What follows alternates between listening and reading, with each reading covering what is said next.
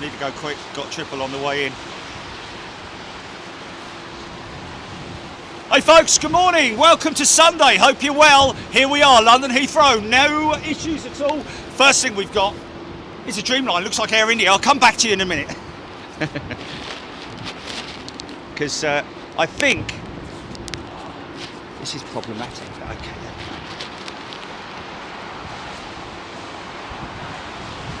Easy, son.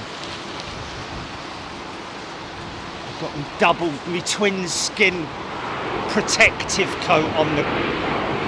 Come on, son!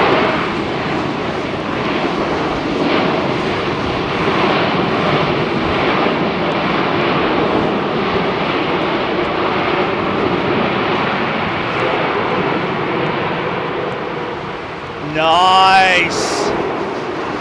Nice! Hey, look what's over there. I know we missed it this morning, but hey, it is kind of customary, isn't it, to have a oh, hello. Now you can see that little thing there on the edge there. That's going to cause me a bit of a... Is it this side here? It's this side here. Yeah, no, don't go on about it, please. It's a cover. It's a rain hood forward cover, but I need to go and get a pair of scissors from the or have I got my cutters here? Stand by. Let's just have a look. Stand by, folks, stand by.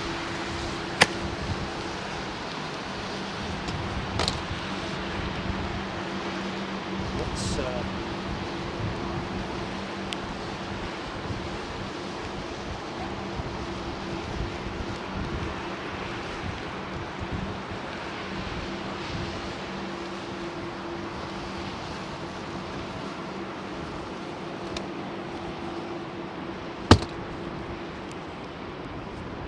Right, okay. Now that's interesting. When I point it in that direction, it's not there. Oh, it's when I come fully out. Okay, so I need to be... Oh, most of the time I'm going to be in like that anyway, so we're fine. Very rarely are we going to sort of like be that far out, I think. Okay, we're good.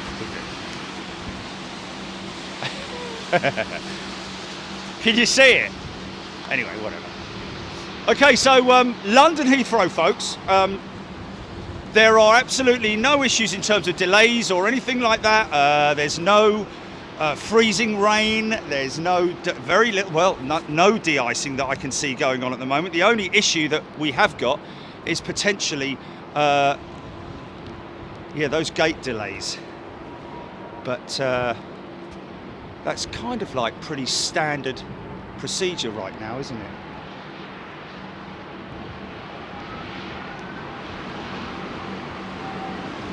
But we are expecting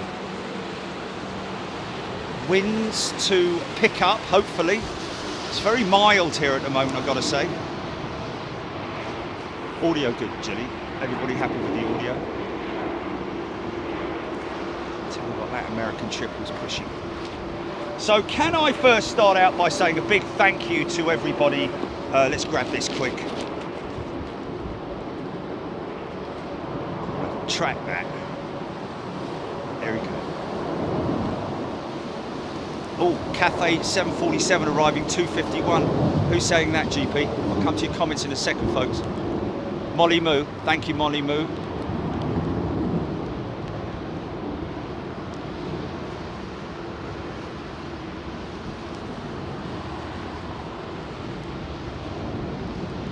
Gee, it's great to be back home.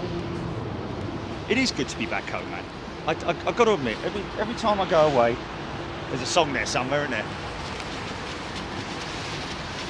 Away, you take a piece of me with you every time you go away. Anyway, is it just these? Come on, son, let's get some biggie stuff. So the this might be a bit of a sort of like precursor, is that the right thing to say, for what's happening potentially tomorrow, folks?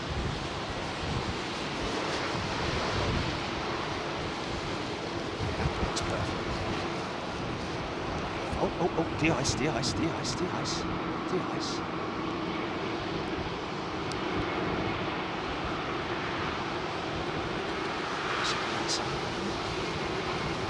Is that type 2? I think that's type 2 going on there, green.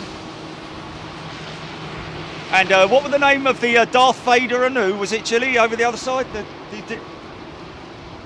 Jedi and Vader. Big shout out to Jedi and Vader teams who are working on the on the de-icing pad, which is around the turn. Now it's great, you know. I started off with no cold conditions, but you know what? I guess that as these guys climb, they're climbing through some seriously.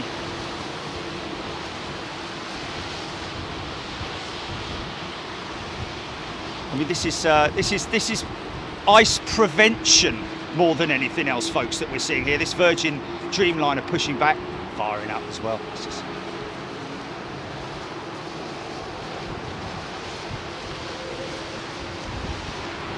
This could be good. This could be good. Come on, son.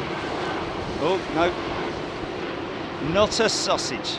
Now you see, he's got his reversing doors open, but no reverser action happening, so to speak.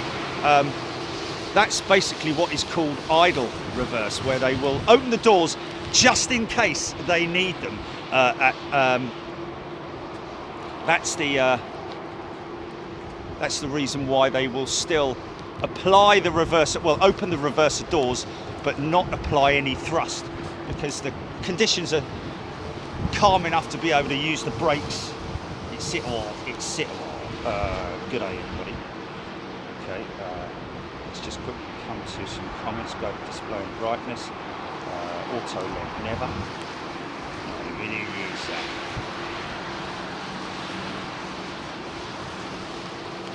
So it's going to do the flight surfaces on the wings now. Now, I don't know if it is the case, but some of these machines are operated. The manoeuvring of the vehicle is operated by the crewman up in the cherry picker, so to speak. But I think in this case, for these particular types, it's a long way up there, isn't he? I think there's an operator in the vehicle.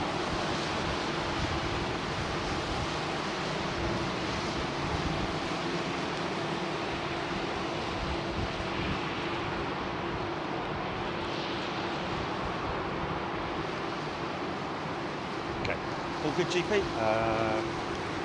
Everyone happy? Everybody's sitting comfortably? Then I shall begin.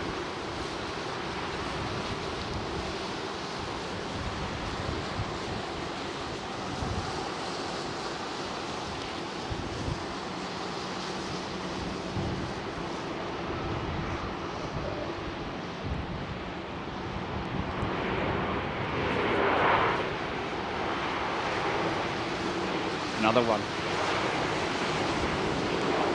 I mean, you can hear the fans because the side doors are open. So that's the leading edge being applied now. The leading edge of the wing, because what you do not need is ice build up on the wing, even like 1 or 2 millimeters of ice. And this is freezing rain that we are in right now. When I say freezing rain, it's a bit drizzly. It's certainly not heavy rain at this stage. We are expecting some quite serious conditions a little bit later on. Nina Henton, welcome back, Nina.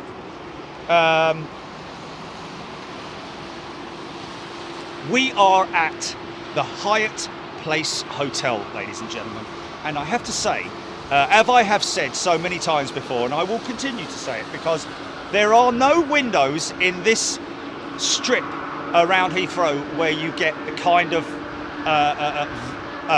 length of window that you get here at the Hyatt Place. 5 meters long. Jilly has stayed in one of these rooms and can vouch for it. Great views. What you're seeing right now is what is visible to you if you're on that far left-hand side of the hotel.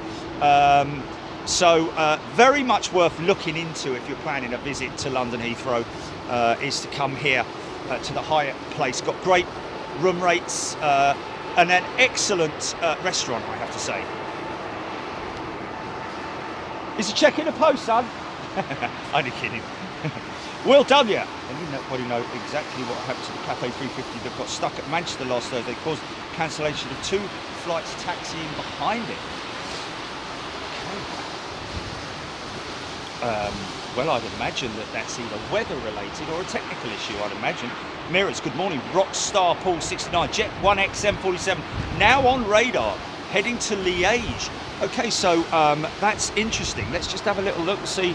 She should have a tow truck, and there she is. She's got the tug hooked up. So that aircraft heading to Liège. Now, Liège is a place that we need to get out to, folks. We have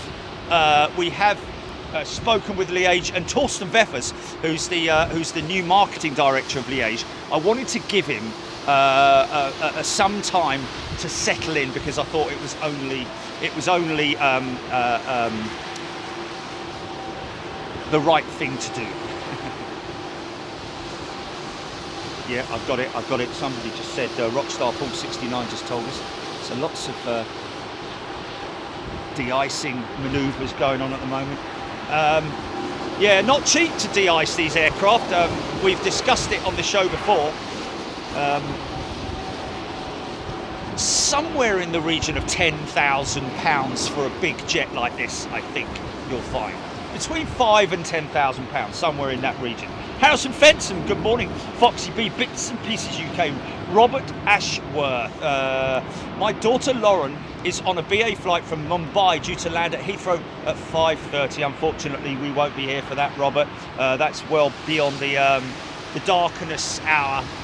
But yeah, a bit of a shame that, to be honest. A bit of a shame. Because it would be very, very dark. You just wouldn't see anything, unfortunately. Next time, hopefully, Robert. Uncle Pat, good morning from Tyler in Texas. TCC, Steve Parker. Was there only 2 streams from Louisville, or did I miss one? Steve, we did do a welcome to Louisville type show on the, was it Friday? I can't remember. Oh, is it? No, Tuesday. It was Tuesday, wasn't it? Wow, folks. Lots of people, maybe, yeah, we did it to members only, as far as I was aware. These guys at United have gone large, big time, on their order books. You should see the number of 787 and 737 orders that they've just recently placed with Boeing.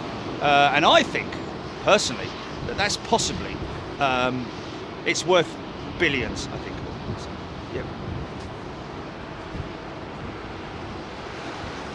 Yeah, there you go.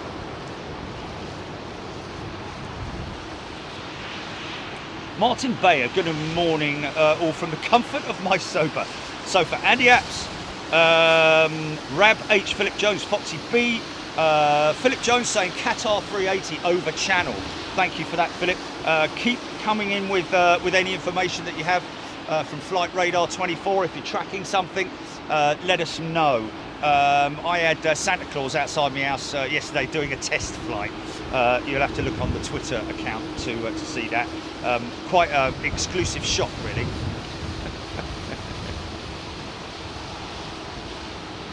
Oh yeah, nearly got banned by Elon Musk for doxing Santa. Only joking, of course. Yeah, just before anybody says anything. Jane Urquhart. Wow, I get my 4th stripe on New Year's Eve. There we go, Jane. What a fantastic New Year's present, TCC. Howard Scott, Darren Golding, good morning. Kangaroo Island TV. Can you hear the drums, Fernando? Steffi Quinlan, keep promising myself to drive up.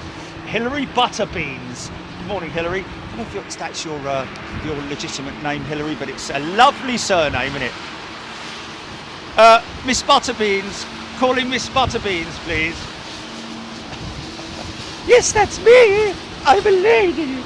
Oh, I don't know. Actually, Martin P. Good morning. The Qantas came in from the desert yesterday. Is already on the way to Abu Dhabi. That will be for heavy maintenance, I would imagine. Lionel Brown. Hey, you save me. Good morning, Jerry and Jenny. Thank you for the great show from Louisville the other day. Good to see the UPS 747. Thanks and hi to all. Yeah, great show. And listen, ladies and gents, thank you so much for the wonderful feedback that we've had from everybody. And of course, the great thing is that we've fed that back. We have fed that back. Be quiet because I'm listening.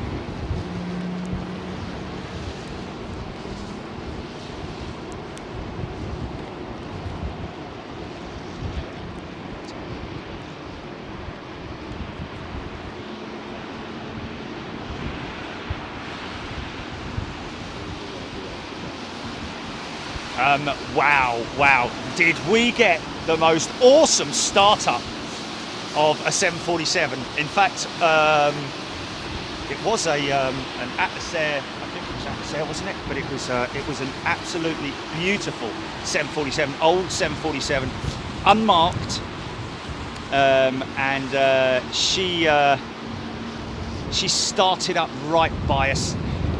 Pilots flashed the front headlights.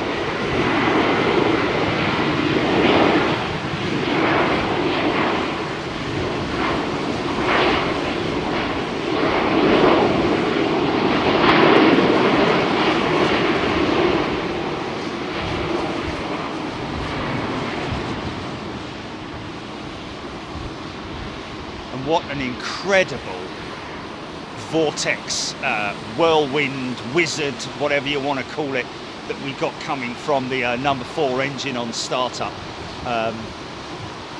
It was just phenomenal, absolutely phenomenal. And you can see all of that right now, live.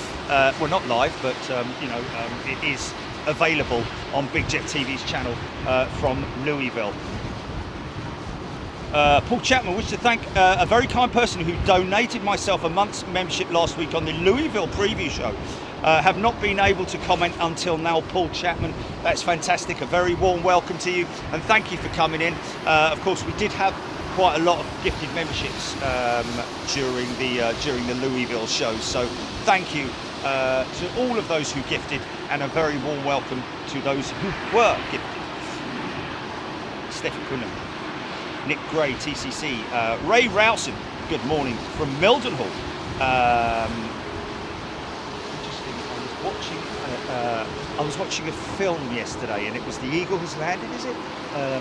With Michael Caine. You were only supposed to blow the bloody doors off. It was there was a young lady in there, and her father, she was visiting from Mildenhall with her father. Rockstar Paul 69. I think Flight Radar 24 is lagging a little because that United is apparently still over Windsor. Oh, blimey. There you go. Susan New, Sandy Humby, Adam Norton. I was very lucky to be working on a house which is halfway down the runway at Prize Norton the other day, very close to the action. Oh, Adam, you want to really slow that job down, didn't you? Oh, I'm sorry. We need. Oh, I just noticed something. We need about another week maybe to work on that. Mustang Dag. We'll do it for nothing, of course, but Sam Tweedale, Marianne Edwards, Jane Urquhart, Will W, Jim K, Gary Pitt, Jim K saying EK1 in 3 minutes. There we go. We do have a beautiful A350 with Virgin Atlantic, which I flew on, not specifically this one. Big old set of XWBs on. Again, idle reverses, nothing going on there.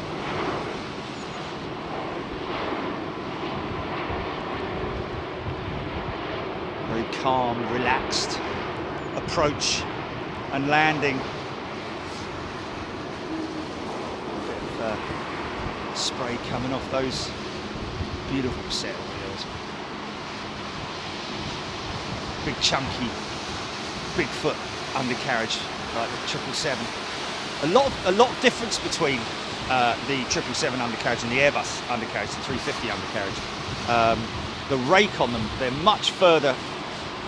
The cart itself, the axle itself is a lot wider than on the 777. 777 is quite closely set wheel assembly. Jet 1X. Yeah, we got some great stuff from Louisville, and I am going to try and do a video of it. I'm going to do an edit. I think it will probably be, it's worthy of it, most definitely. Even the evening segment, which was unfortunately, you know, it was heavy rain, but really you've got to get that heavy rain, haven't you, in order to appreciate these kind of conditions. And we've got some, even though it was raining heavy, we've got some great arrival shots.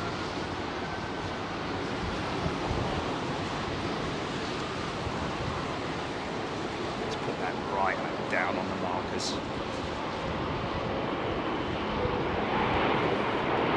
Should open it up. Oh, no.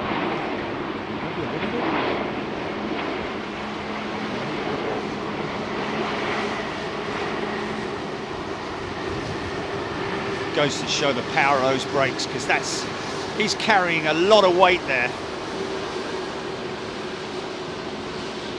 and yet that's all on the brakes.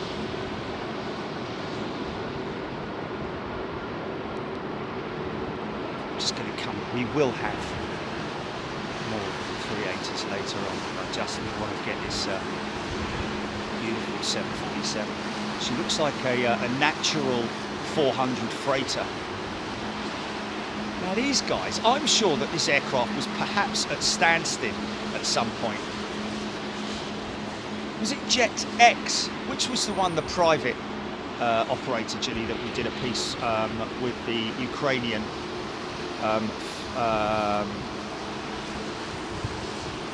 no, not it. No, it had an X in it.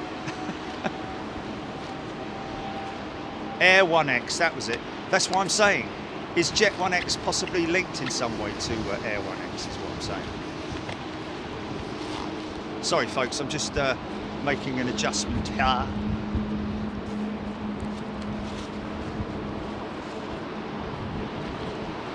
Air 1X, yeah.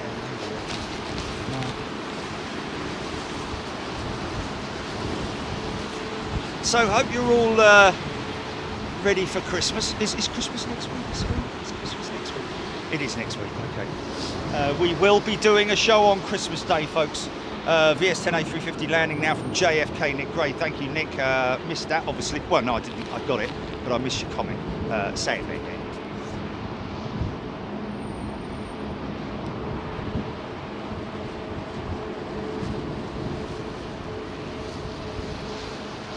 And I must post that. I must post that that video I did of my departure on the 350 last week, heading out to Atlanta. Pretty gnarly, I have to say.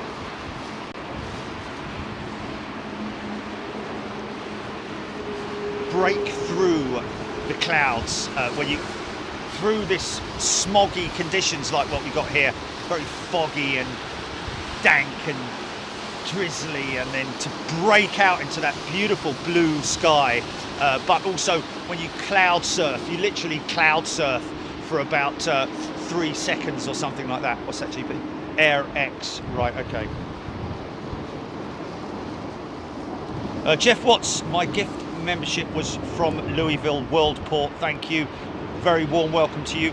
Marcos, good day to you. Marcos XL, a very warm welcome to you, Marcos. Jeff Watts, a very warm welcome to you as well from Louisville. What a great time we had there, I have to say. And of course, a big shout out and a big thank you to Louisville and all the folks there, all the teams there that were working there. Had quite a few people who were on the chat, who were live on the chat, who were actually working at Worldport. So a big shout out to all of those And what was his name? 502 Aviation. Was it 502 Aviation? Benji says A380 Emirates next. Cassie King, we've got that. I'm way behind on the comments. My apologies, folks. Squiddle, HGC. So nice to see a 747 at Heathrow. Nick Gray saying. Jim K, CMC Images. Hey folks, great day for some aviation. We got it. And we're going right the way through till dark. Regardless of the conditions, folks, it doesn't matter. We are expecting some seriously heavy rain and potentially winds as well to be heading in this direction later on. But just when.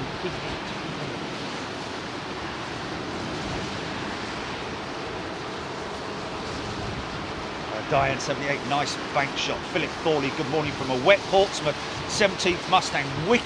Vicky War. That 747 has never been to Stansted. Jet 1X are separated. Okay, that's interesting.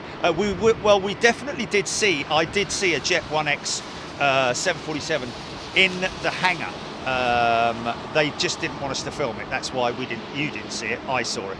But it was in Cathay Pacific colours, I think.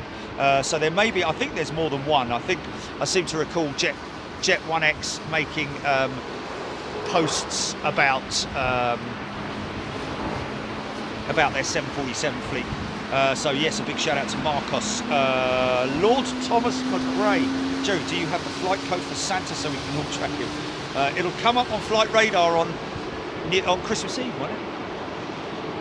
Andy P, Monkey Boy 85, Air Atlanta Icelandic, that 747 is Jerry. Oh, okay, so Monkey Boy, that's Air 1X, is it? Operating, wow, by Air Atlantic Iceland Cargo.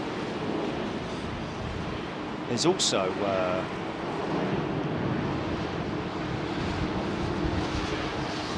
oh, so it must have just been at Stansted for it was undergoing some maintenance. I do know that.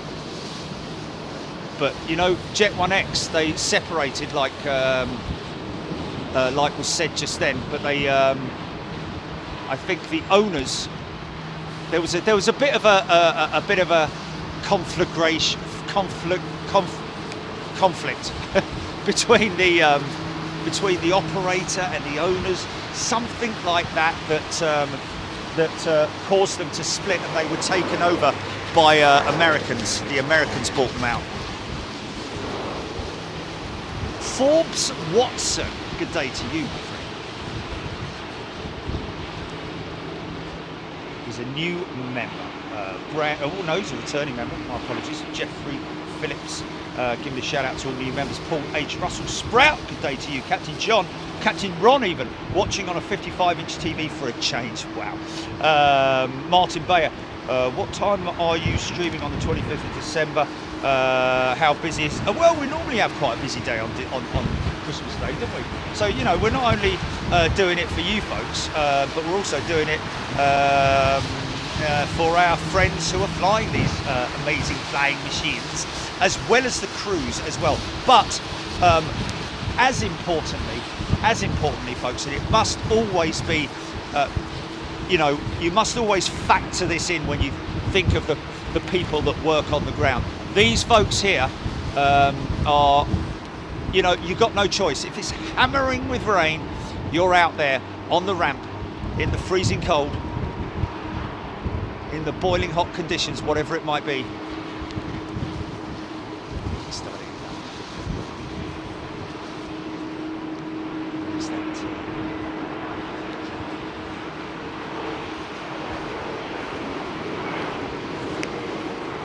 Think of the ground crews, folks.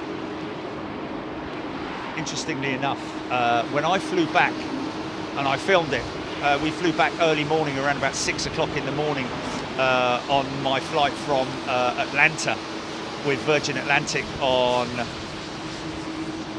Monday morning? Sunday morning? Monday morning. I had the tail cam on the screen in front of me, and I videoed it. It was very grainy, but it really gave a great perspective, and he got it straight, or she, got it straight down the centre line. So congratulations to whomever that pilot was. The FP. Jack Van Dix, good morning. Steve Batty, Michael Barber, back on home turf. Where does the time go indeed? Sandy Humby, Sue Corder, HGC, Marianne, good morning everybody, hope you're doing well. Hello, what's that going in Rogue? Got a Rogue arrival. Not a good shot of it, to be honest with you, so it's probably pointless. Dan 78, Qatar 380, 5 minutes. Don't miss that one. Heather Norris, Alexandra Wood, Melanie, Mank Red. Good morning, everybody. Hope you're doing well. Gregory Jancic. Any military shows coming up? Good thing to ask that, Alexandra. Well, it wasn't Alexandra actually. It was Gregory. Sorry, my apologies. That's the comments going up. Bits and Pieces UK. Yes, we do indeed. That's. We have an airside show at East Midlands coming up on Wednesday, folks, and then of course we've got next weekend being the Sunday show.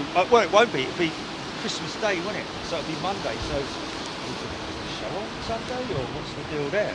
I don't know. Oh.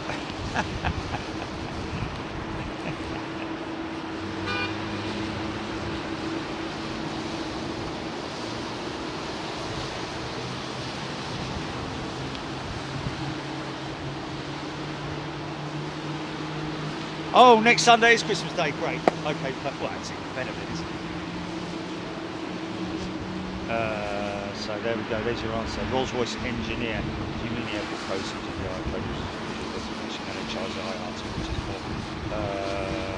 An air transport industry code. Two very different organisations. Rolls-Royce engineer, very knowledgeable. Philip Jones, Tristan Warrillow, 747, heading into the concrete coloured clouds. Looks great. Yes, it does, doesn't it? It's a little bit.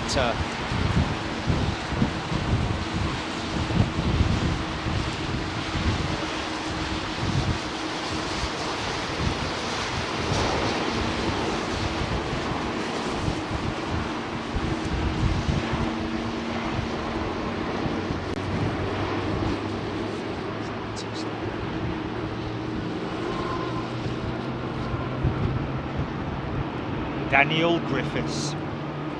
He's a new member. It's brand spanking things, Daniel. Welcome, Daniel.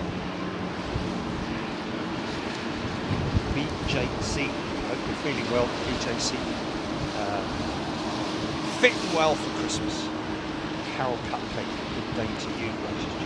Freezing today. Loving the show. Carol, I'm as warm as a bug in a rug, literally. I couldn't even describe myself as a bug in a rug, really, considering I've got all this gear on. I'm warm. I'm very toasty. I've got a woolly hat which is full of hand warmers, which has got spare gloves in, so I can switch out gloves if and when I get freezing. But at the moment, we're all good. Thank you very much indeed for asking, Kelvin Grant, Sean Cooper. Would love to do a dispatcher job, Sean. Well, why aren't you doing a dispatcher job then, Sean? Because I see all ages of people, men and women, girls and boys, doing jobs like we saw at Louisville. Old Aviation, was it Mark? Was it Dave or Mark? It's the fella from the parking lot, 502 Aviation.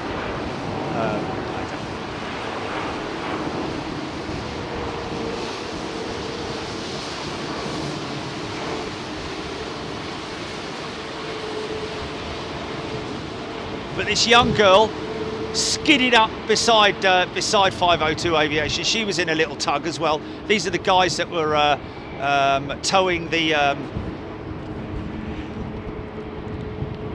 freight around the apron off to wherever it needed to be dispatched to, etc., etc.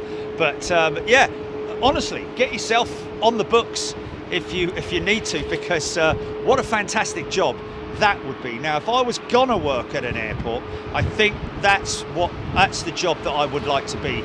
Is the fella who does the dispatching, which is kind of usually linked up with the guy that drives the tug as well. Down at Terminal 5, meanwhile, down at Terminal 5,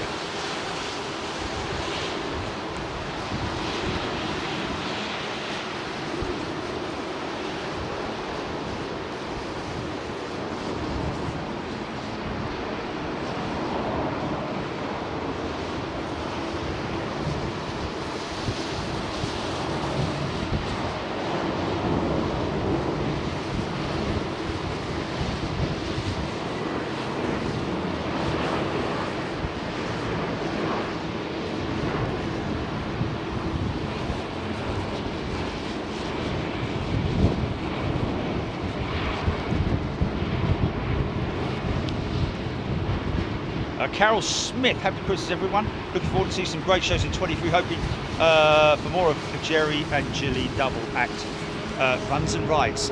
Yes, we have been discussing the trips for the shows starting in 23 and beyond.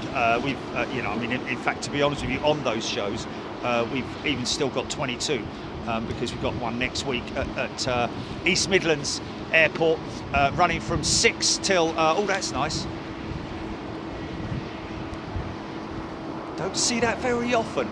I think that's because sometimes it goes out at night, comes in early in the morning maybe, and sometimes it may be a little bit delayed, and that's why we're seeing it now.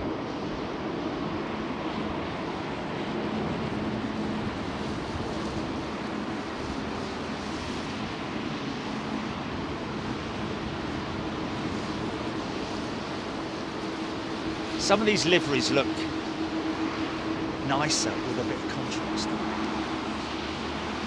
So that fella there walking with the aircraft, he's the radio man, he's the comms man. He's got the radio. He's speaking to the pilots right now, or the pilot, or he's just on the comms with the pilots. You won't be able to see it, of course, but there is a long comms lead. Oh, actually, no. You know what? He's not. That's not the dispatcher. That's one of the guys that clears the area around the aircraft. There should be 2 of them, and there's the other one there. It's another good one. Look at all the Type 2 on the leading edge. So the comms guy will be in this tug right now. He'll probably get out and then hook up the comms lead. Should be the normal procedure, I would have thought. So there'll be 2 people in this tug.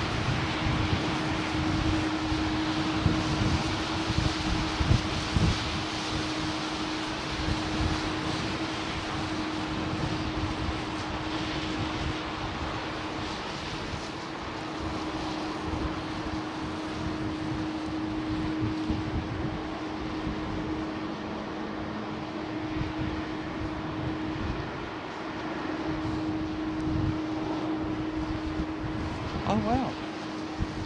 CMC Images. Why does Heathrow media team not allow airside coverage? CMC, there's a lot to be said for that. Really, to be honest with you, we've been airside quite a number of times at Heathrow. Okay, let's listen to this start up.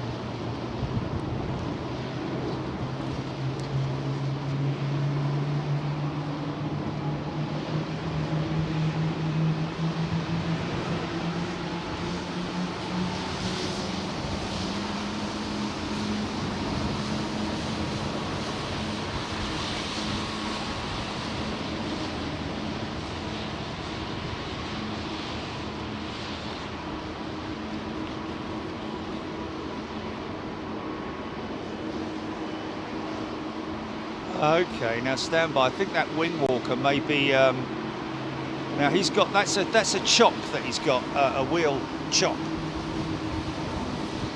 that he's going to put under the front wheel whilst they unhook the tug.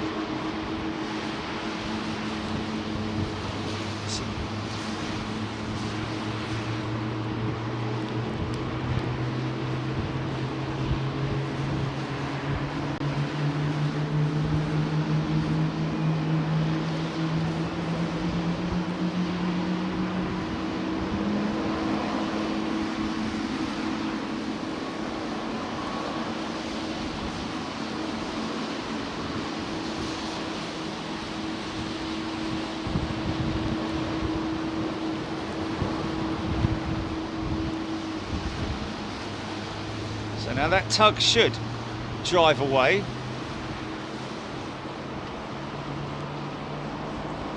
GE's starting up all over the gaff.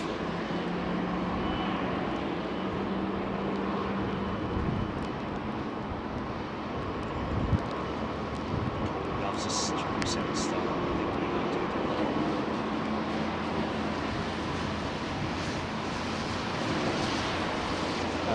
Nigel.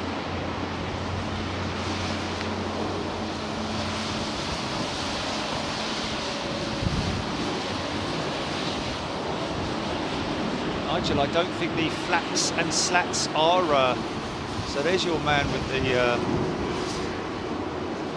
he's going to wave the pin at the pilot, which he's doing now to indicate that the pin has been removed. Give a wave to the pilot. Didn't really see much of what was going on there, unfortunately, just purely down to the angle of what we were looking at it from.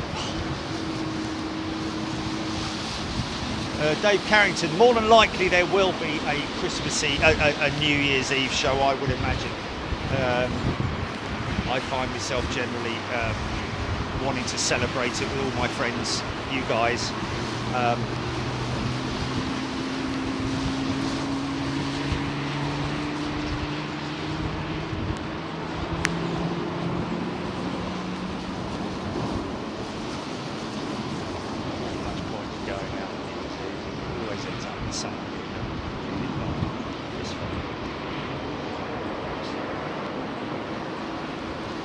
Philip Sinclair, I see the brand new Condor 330 Neo did a wing walker at Toulouse when it got damaged. Have a wing walker. Didn't have a wing walker at Toulouse when it got damaged. Well, they generally don't. They generally don't at Toulouse. No, they don't. They don't do they? They just use the tow. They're so, because there's. I put that Condor 330 Neo damage down to possibly either a maybe a Sprog tug operator, or you know, apparently it was a building that it hit, so maybe he got his angles wrong.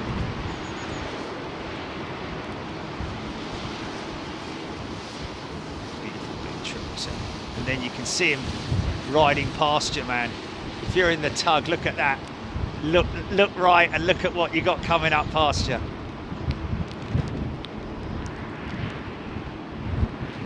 How cool is that?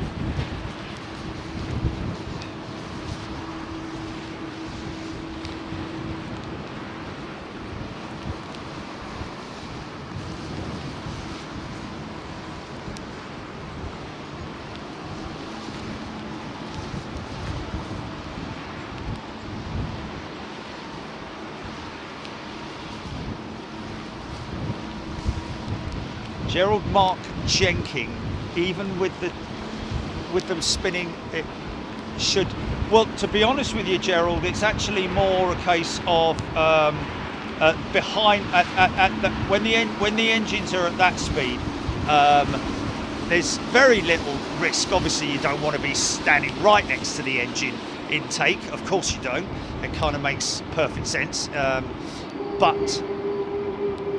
In fact, there are marks on the engines as well where you mustn't walk beyond a certain point. Those red markers that you see on the engine there to warn the ground crews not to walk any further forward of that point if they are by the engine. But the jet blast is what's obviously the biggest issue in terms of personal injury. But these folks are very much akin to it and know exactly what they're doing, go through very stringent tests, training on the airports.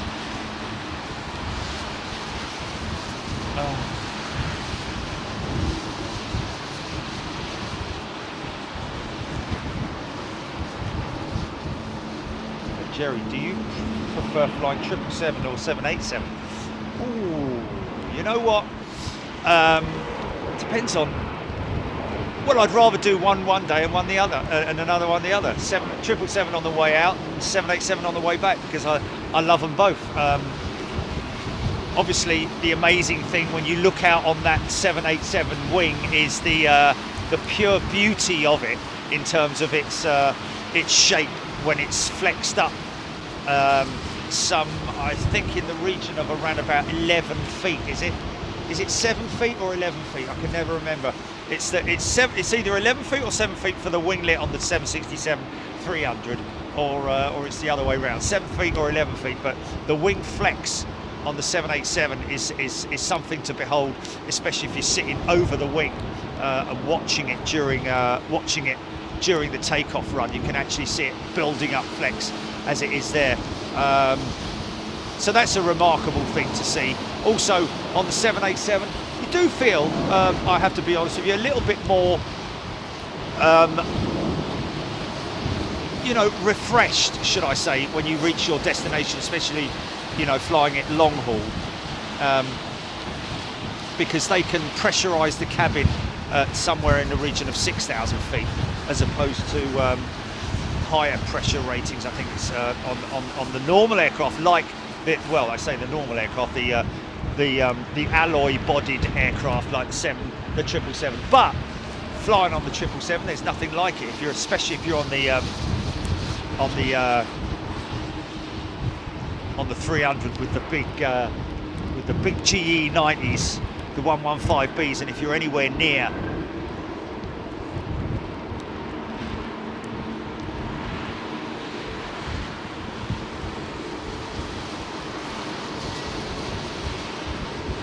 oh dear, Darren Graham, condolences to you, my friend, and all the very best to you, and sorry to hear about your mum's passing. Judy, yeah, great shame. All the very best to you, my friend. Never an easy thing to deal with, never an easy thing to deal with. Been through it myself, and it's not a very pleasant thing to have happen. Any loved one, be they a member of your family or a pet. And people with pets will probably not understand that. People with pets will understand it. People without pets. Sorry, got that wrong way around. You know what I mean.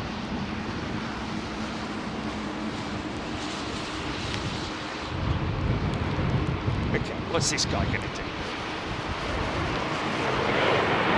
Oh yeah, oh yeah. What's up?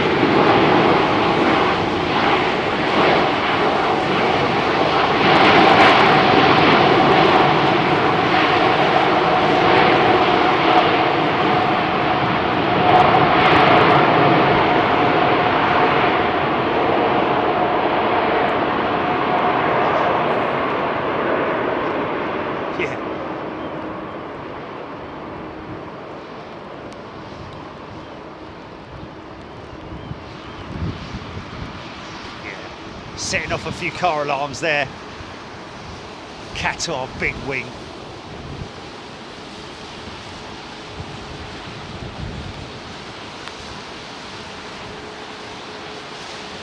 And well done, Croatia. Are we perhaps going to see a Croatian jet in today? Are we going to be able to sort of like congratulate them? They don't have anything particularly big that comes in. A battered old 320 or something like that, maybe. David Heath! Welcome back, David Heath. Benji King, Benji found an A380, Benji found A380 in next. Kathy and the Birds, Sir James Doink, HGC, Melanie Morris, Vergusen. Nice variable job. What's that? I think the tug operators and the dispatchers, radio comms operators, do mix it up together, I believe.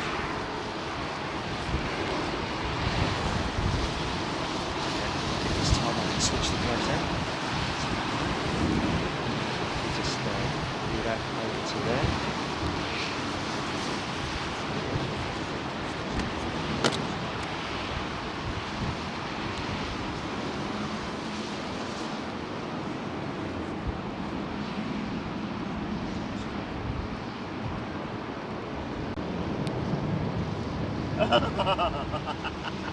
No, the hat inside the hat. It's like an oven, mate. It's like an oven. I'm telling you.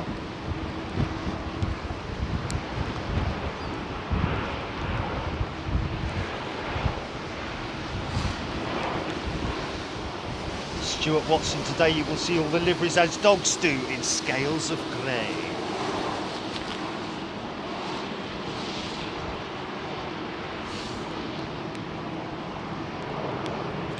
Sri Lankan over there. We are making plans for a Sri Lankan trip, folks.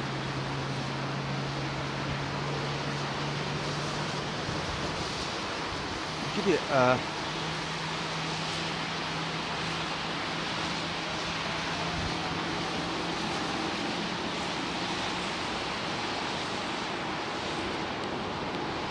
quick shout out. I know it's late.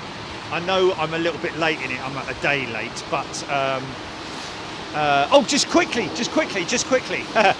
If you get the chance when you're out today, or maybe you can go online and have a look at it, but look at the Daily Telegraph, folks. I think they've got their annual sort of magazine special, what happened in 2022, and we're in there, folks. We made the top A to Z. W for whoa is what you want to look for. So that's the Daily Telegraph here in the UK. I think it is their supplement today. I think it is, because it might not be, I don't know. Well, it should be actually, shouldn't it? I don't know, whatever. It's a Sunday supplement, isn't it? It's either yesterday or today, one of the two. But I just want to shout out Balpa, because we were contacted by Balpa after the storms, and haven't spoken to them since, but we were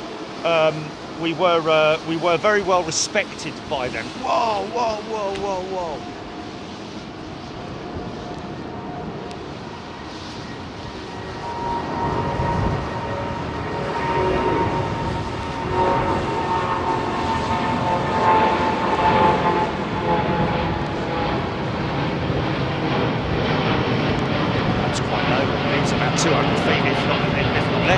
Maybe even 100 feet.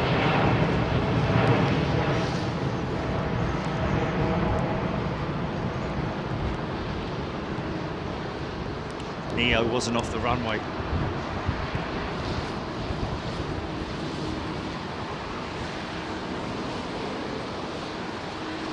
Flaps being retracted.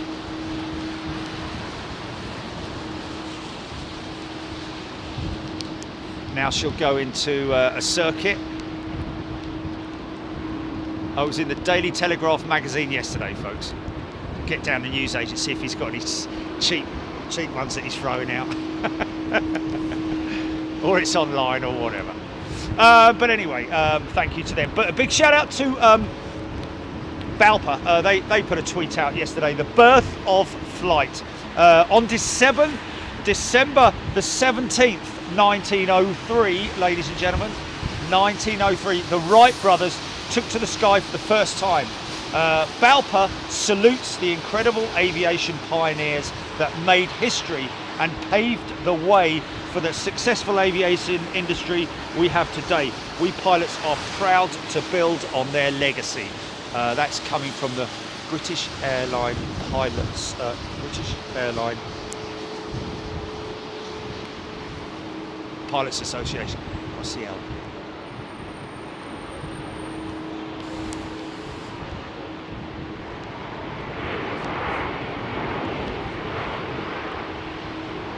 Or is he Airline?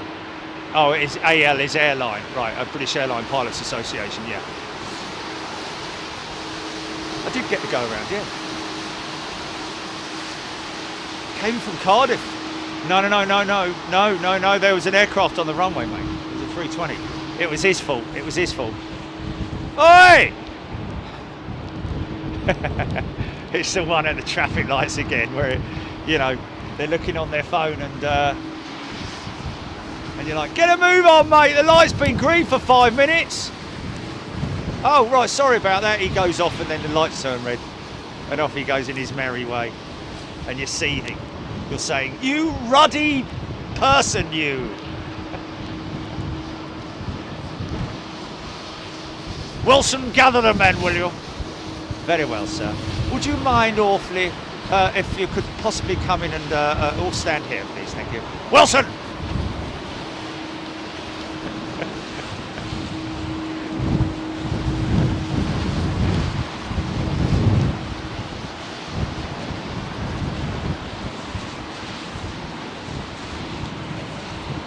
Okay, somebody asking why don't all the aircraft get anti-icing? Well, really, it is down to the pilot's discretion whether they do or whether they don't. I think, to be honest with you, almost all of the British Airways flights are or would normally be de-iced.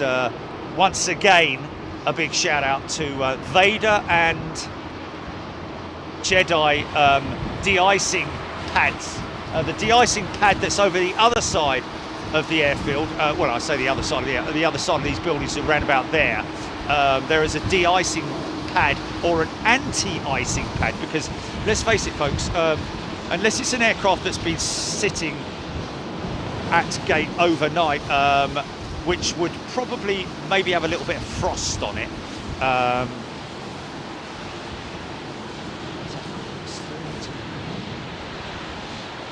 That would be the de-icing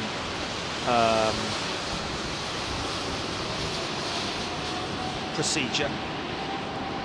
And then, of course, you've got your anti-icing procedure, which I think is this Type 3 green that's going on to most of these jets at the moment. Hold up down the other end, isn't it?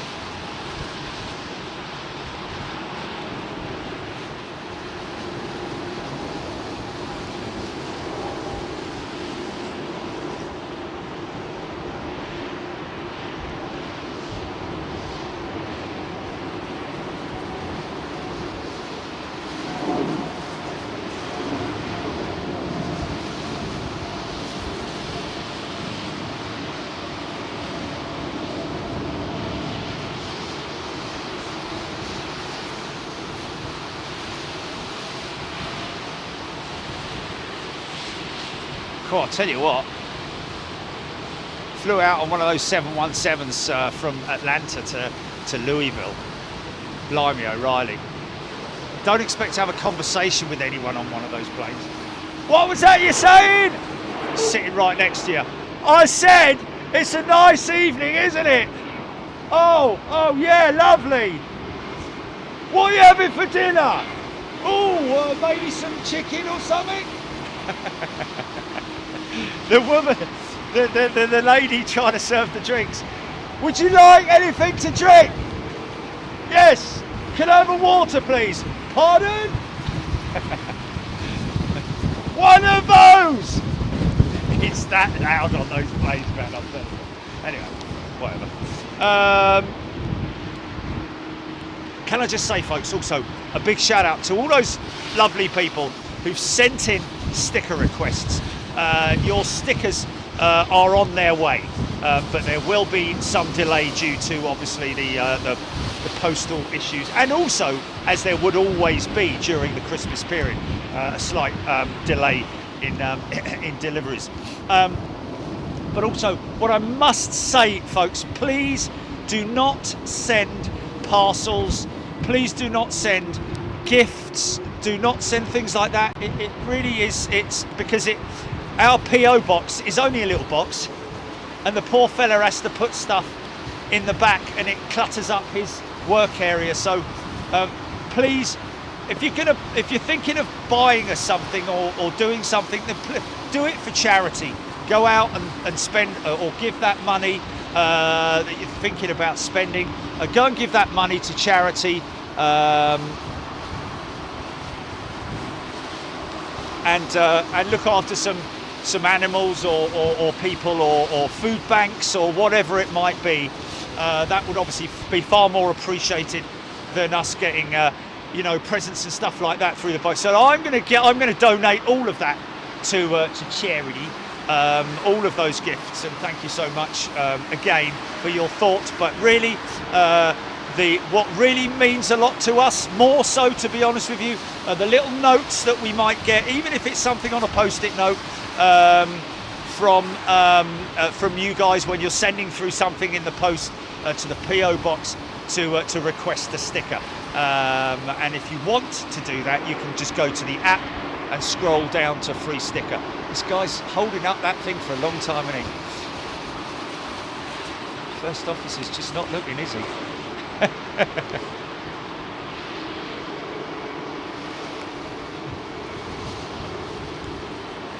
Oh, there he's coming with the thing now, look. Oh no, it's a, I think that's just a, there you go, here comes, this is the geezer. That's the do not remove before flight pin. Now we'll hold that up.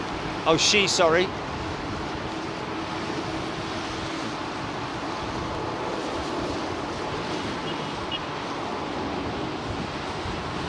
And there you go. Nice!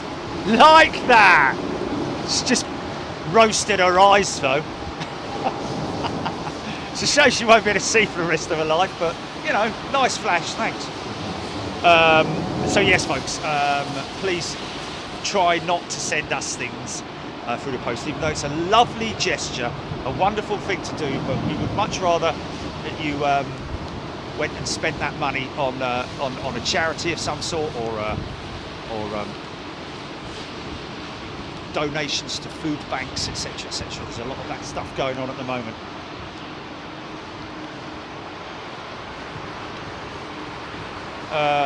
Yeah, we just talked about United Airlines in the United States of America taking a really big step to what they're saying as solidifying their leadership position in the industry. Very bold statement to make that from United. That might be the case in terms of fleet number, but you know, to be a leader in the industry, you need to have the backing from your customers. Ultimately, that's what means the most. And you know, there are a lot of sort of you know, of these so and so of the year, this, that, and that are the best operator of the year, best this, that, and the other of the year. You know, there's so many of them. You don't know which are the ones to get a bit of a.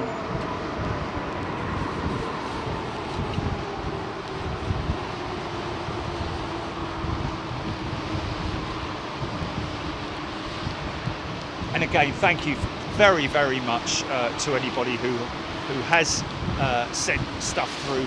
But just please be aware that it's not like a great big storage room. It is just a little tiny PO box, literally 6 inches by about 18 inches.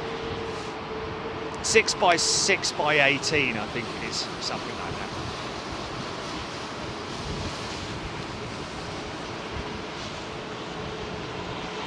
Ah, lovely, lovely thing to do. Good for you. Where was that? Okay, Paul Howard, you won't be getting a card from me, Jerry. For years now, I donate to my local small animal rescue instead of sending cards. Absolutely brilliant. Hi, any Aussies out there? Look at this. Qantas. I haven't seen that for a little while. We've been used to seeing the 100. Paul, I think that's brilliant. Small Animal Rescue Society. What a wonderful thing to do. Those poor little animals.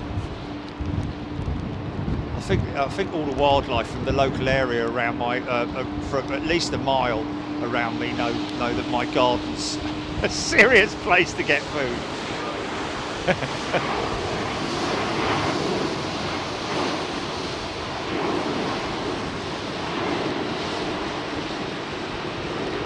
Especially this time of year, you've got to feed the birds. Tuppence a bird, tuppence. Be £3 now, wouldn't it? 10 quid for a bag. 10 quid, 10 quid, 10 quid a bag.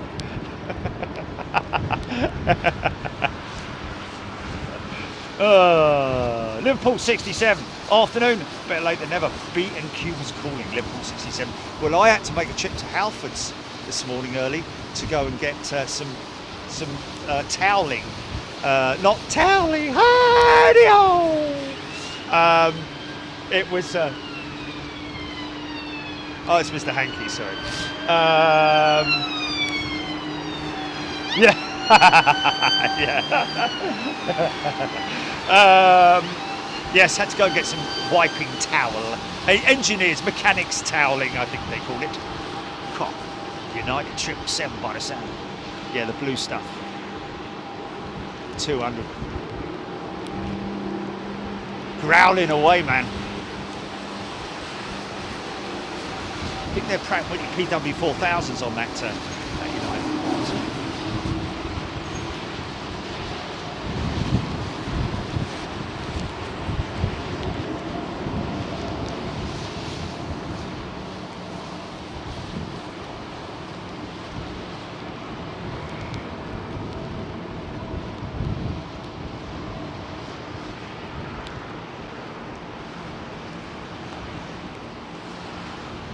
Doreen Hanson. Did we reply? Did I reply to Doreen, or did you reply to Doreen, Tilly? Okay. Thank you so much for the swift reply. I mean, that's what we try and do, folks. Obviously, we do receive a significant amount of emails and messages and so on and so forth, literally on a daily basis. And of course, we have to go through all of that and answer it as quickly and efficiently and effectively as we can. Sometimes. And again, I have to mention this, that we don't have any control, unfortunately, over merchandise. We can't even chase it for you as we'd love to. You know, if we just had a tracking number and we could do it, it would be as easy as that. We would do it for you. But if we could do it, then you could do it as well. But it would be a simple case of just giving you the details on oh, blimey, on how to do it. But saving all of that, we'd probably do it ourselves, but we unfortunately can't, I'm afraid. So these guys have sealed the biggest deal, I'd say the biggest order ever, isn't it? Especially for the 787. Boeing and United must have done a seriously big deal. And that means that aircraft like these, unfortunately, I have to say, and it is unfortunately, that beautiful 777-200 over there are going to be a thing of the past. Although, they've probably still got quite a few years left in them. Sorry about this. Topper. Abba. NJet videos. Go around next in. I've probably got that NJet. Hopefully, did anyway. Did I catch it? Did I catch it? Did I catch it? Did I catch it? Did it do the fandango? Thunderbolts of lightning, very, very frightening me. Galileo, Galileo, Galileo Figaro. All singing at home. Magnifico. Just a poor boy, nobody loves me. He's just a poor boy from a poor family.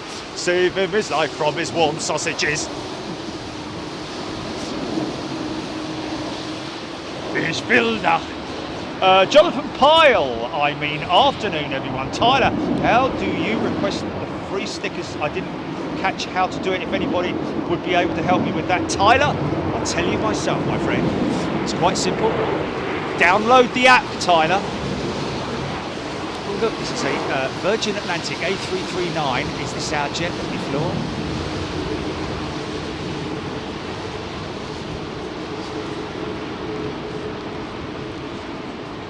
GV Jazz, it is, but it's not, it's Tom, their most recent addition. I'm gonna be honest with you folks, I love Virgin, I love everything they do, but there's one criticism I have to say about this bloody plane, okay? And I wish that Virgin had have sort of like really thought outside the box on this one, okay? Because that aircraft is GV Tom, yeah? So it's basically named in relation to Major Tom, which is you know, the song, you know, Ziggy Stardust and all that sort of stuff. But basically, he's floating in a tin can, isn't he? He's floating in a tin can, yeah? Well, why didn't you put a spaceman? Why didn't you put Ziggy Stardust in a spacesuit on the front instead of some bloke in a uniform? Hey? Why didn't you do that? It would have looked so much better, wouldn't it? And then it would have been really sort of like, you know, oh, it could be PC, man. It could have, I don't know, whatever. And anyway, you know, David Bowie was, and it's quite. I can quite easily say it without any insult to anyone that he was bisexual, wasn't he? So, you know, even more reason for them to do a tribute to.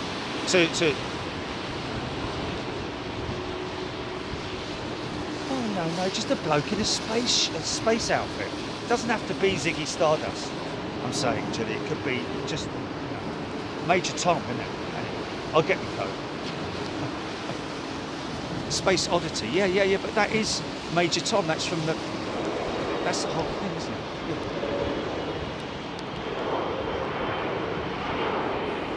Yeah. Just obviously makes it. I'm just surprised that nobody said while they were in their meeting discussing the nose art, as I call it, because that's basically what it is, which originated from the Second World War with the Americans. The Americans started it with their B-17s. We followed it with our Lancasters and Halifaxes. Ton-up Lank being one of them. But I'm just surprised that they didn't put a spaceman there. How cool would that be? Still got time to do it. Let's do a petition. No, let's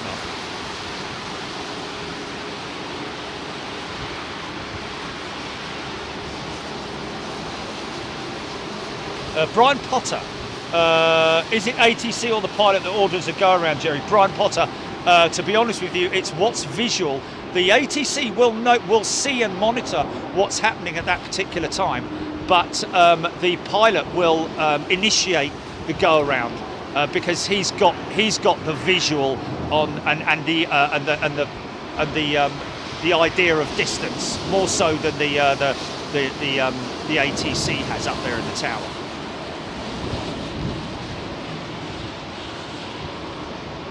But as soon as they initiate the go around, I don't know quite what the procedure is. Whether they immediately notify the tower, I would imagine they would do.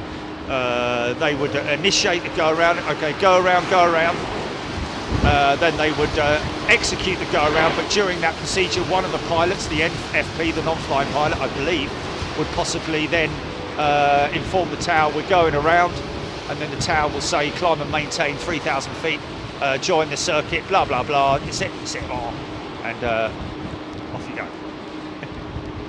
What? I say a Canada A350 in the new livery. Do like that. She's going to be sticking around for a little while. Lovely Trent 700s. Of course, the Trent 700. That is the upgraded version of the Trent 700, the Trent 7000. Still using titanium blades, but a pure work of art. Not a machine blade, by the way. It's actually a very intricate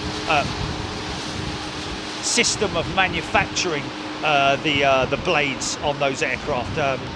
They're actually, it's almost like blowing glass in a funny sort of way. It's it's a bit like a honeycomb cell network inside the blade, which is treated, heat treated, and then filled with gases and all kinds of things.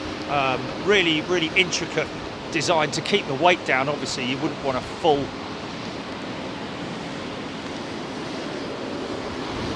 way of bleeding ton.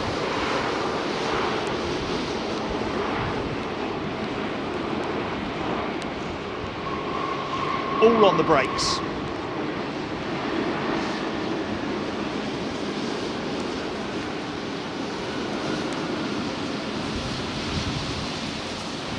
not sure. Somebody can tell me if it's all-wheel braking on those 6 wheels either side, or whether it's 4 of the sets, whether it's the front 2.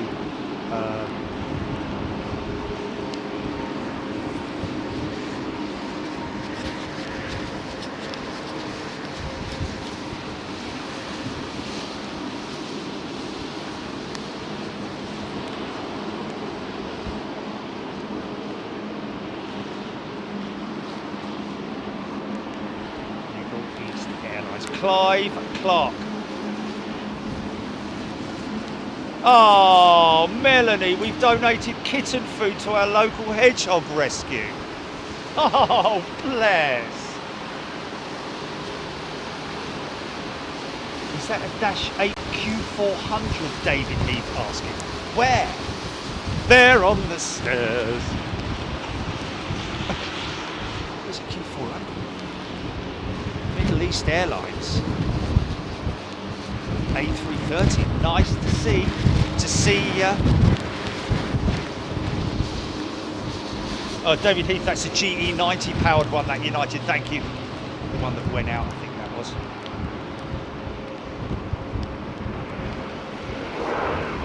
Barry Hanson. Sunflower Arts. £2 a kilo. £2 a kilo. Sunflower Arts.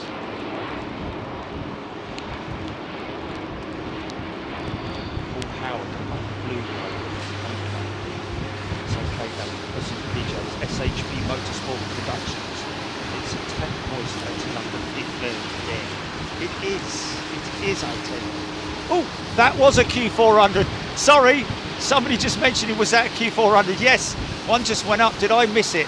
Did I have it in shot and I just missed it? Say it again. You're a little bit stinky.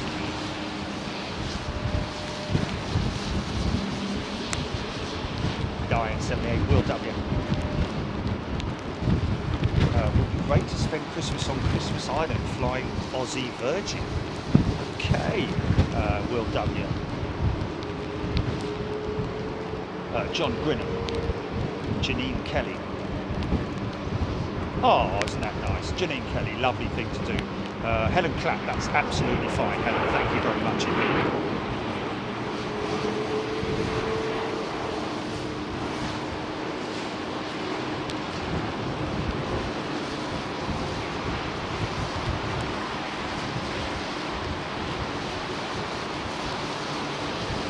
Separation on that 320 Neo and this and that 787 that went around must have been very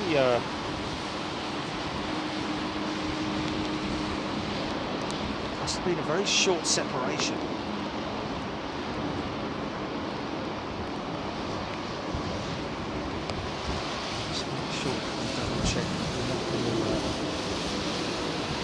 A little mouse with clogs on, well I declare, go and clip clippity clop on the stair. Alex Hilton, rain on the brain. Under testing, the 787 wing under max load flex to 26 feet upwards before component failure. Remarkable, really. Dan Grayson, yes. Dane Grayson, my apologies. Yes, Dave, 26 feet.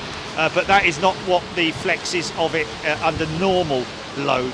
That was under the max flex test, wasn't it? 26 feet. Absolutely insane. And I tell you what, folks, if you look that up on Google, it is a, be prepared for the bang. Because it's a very big bang when the wing fails. I think there was one they did and they couldn't fail it, wasn't it, or something?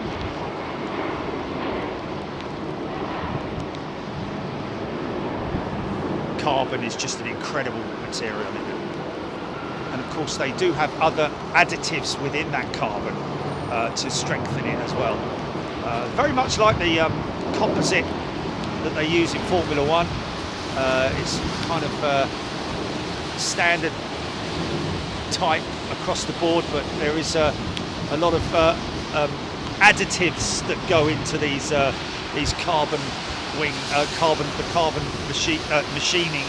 It is of course a woven system, the 787, whereas I think the 350 fuselage is a different type of manufacturing. Sorry, folks.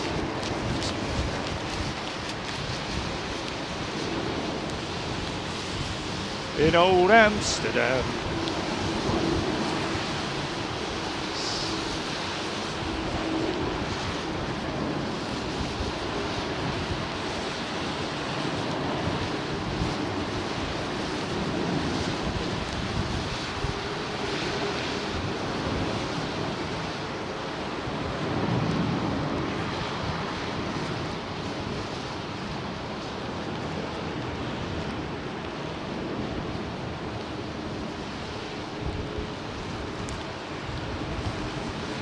Joy to you.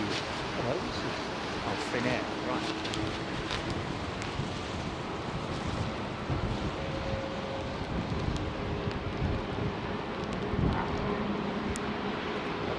Touchdown. I don't know if this is a BA operation or a Finnair operation. I know that BA were using some of Finnair's jets for a short time to cover off shortage of aircraft availability. That's what was making all the noise.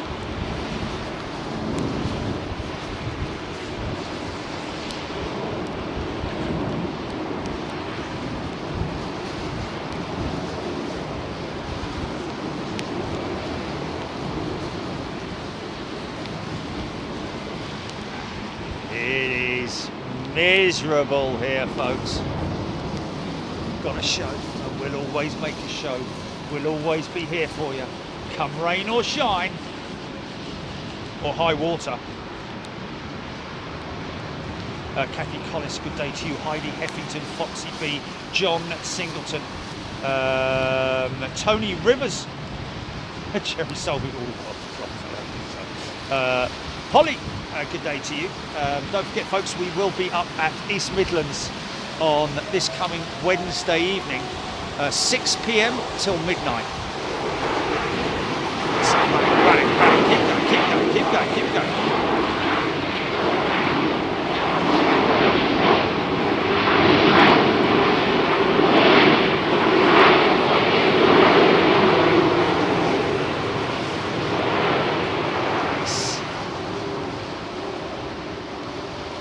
Nice bit of CFM action there.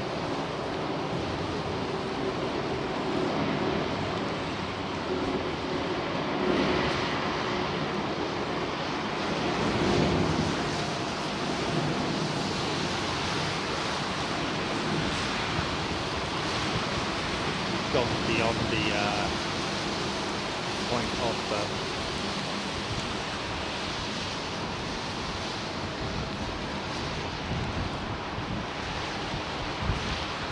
Matt Chapman, loving the show, proving some great entertainment while we wrap presents and prepare our case for contesting our council tax banding. Sammy Nishi, good day to you. Happiest of holidays, everyone, from scummy LA. That's his words, not mine, or her words, sorry. East Anglian, Jerry digging a monumental hole for himself there. Okay. Is it not named after Captain Tom? No, it's not named after Captain Tom, ladies and gents. It's named after Ziggy Stardust, the Major Tom. Not Captain Tom, Major Tom. As in, commencing countdown, engines on. That's why it's named Space Oddity is its name. Joanna B, Matthew Thompson, good morning from 4:38 a.m. in California. Matthew, early riser out there in Cali. Good day to you, my friend.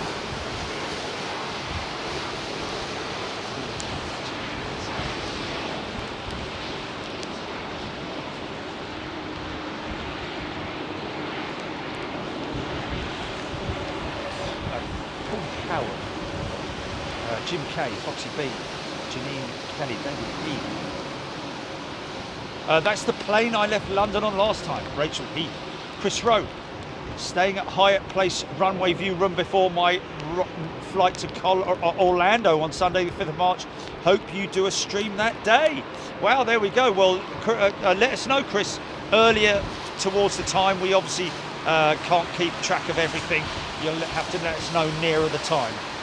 Tony McCall go around can be called by either the ATC or any other pilots. There is a published procedure and heading to fly, Tony McCall saying. Okay, so yes, it may be a case that the pilots or the flying pilots or the pilots see a completely clear runway. However, the previous pilot may have reported FOD, foreign object debris on the runway, or there may be a runway obstruction of some sort. In that case, the tower will call the go around on behalf of. So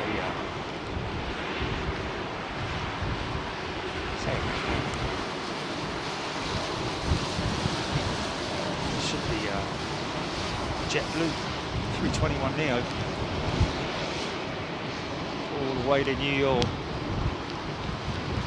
Crazy. So fresh to get. Crazy when I got to Atlanta. It's like a big aeroplane airport. Whereas Louisville is a big aeroplane airport. Don't get me wrong, but it's a world port. It's more a freight hub than it is an airport. No international flights go in there, as far as I'm aware, anyway, into Louisville. Just regional stuff. You know, your Southwest's United. Got a military base there as well. But, so it's obviously famed for its world port facility, which we were very honoured and humbled to be able to be so close and bringing you that action. And that's what I'm always trying to negotiate for you folks. When I spoke to Johan Reed Aspley, and a big shout out to you, Johan, if you're watching. I know a lot of people do in the industry watch the show, especially on a Sunday when you've got sod all else to do. Yes, we will be doing. I said to Johan, how long can we be airside for? And he said, well, the major stuff really happens between 6 and midnight, 6 p.m. and midnight. So that's what we've asked for, and that's what we're going to get by the looks of it next Wednesday, or Wednesday coming, should I say. We will be live airside at East Midlands, focusing on their incredible hub. We do understand also, or I do understand, that the UPS 747 is making a comeback to East Midlands. It was there, then it went because they just didn't have the space for it. Well, they did have the space for it, but it was actually causing a bit of a logistical parking issue for the other aircraft. So they moved that to Stansted, and Stansted are obviously at the moment going through. They're planning to go through some runway maintenance, we believe, and so the UPS 747 service will be rescheduled back down to East Midlands, I believe at the beginning or towards the beginning of next year. By the way, can I say a big shout out to Ross Barker as well at Stansted. Spoke to Ross, albeit on text, but Ross is in the operations team up there, and looks like we might be doing something up at Stansted as well, folks. Always wanted to do, obviously we've been and filmed at Stansted many times. If you remember back in the days with Cargo Logic and their 747s, we did a couple of operations up there, maybe even 3. We also did a piece with, that's that General Electric powered 777. Oh, sorry there, gang. Volga to Nepa with the IL-76. We did that piece up there. We've done a couple of pieces up there at Stansted with Volga to Nepa and Cargo Logic. We also did we've done 2 shows with Emirates Airlines as well. One most recently with the return of their service into Stansted, and of course the Play Airlines as well. Their inaugural flight with the groovy The groovy clothing for the flight crew. Plimp service. Oh man, it's all gone Kate Bush. Out on the Wiley in DVD.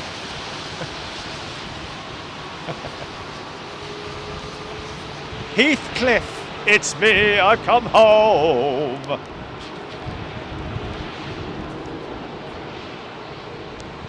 Cathay, it's me, Heathcliff. I've come home.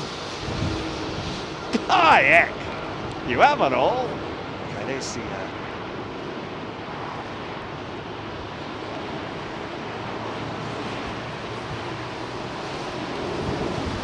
Scandinavian Airline Systems, or System. Scandinavian Airline System is what SAS stands for. I won't have anyone tell me otherwise. It's not Scandinavian Airline Services, it's System. Always has been, always will be. So yeah, big shout out to Ross Barker up there at Stansted, and Matt Morland, if you're watching. Hope you're well, my friend. Matt Morland, of course, a lot of our good friends who were with Cargo Logic now moved on to other positions.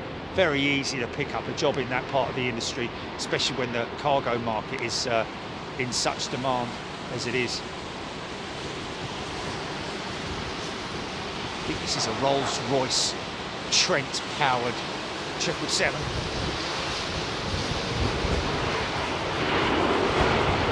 Trent 800.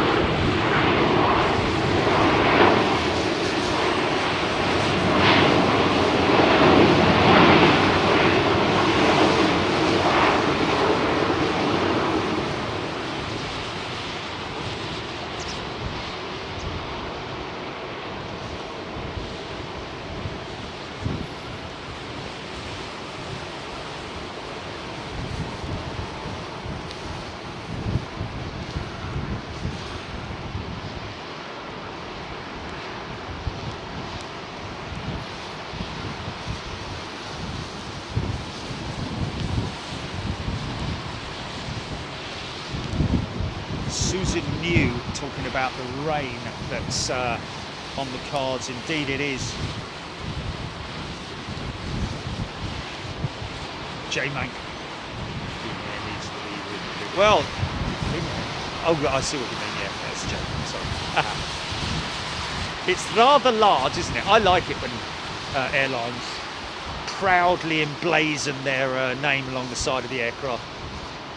Some far too small. Very old school, that. A bit like Cathay, look how small Cathay Pacific is written on there. Used to be maybe a big Cathay with a little Pacific.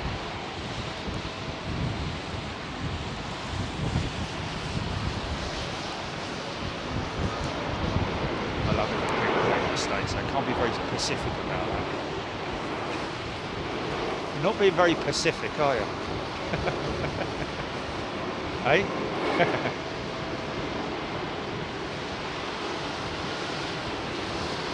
Cornelius rain. It's freezing, but it's only my fingertips that are cold. I've got a flask of coffee. David Heath, nice spray. That's what we like.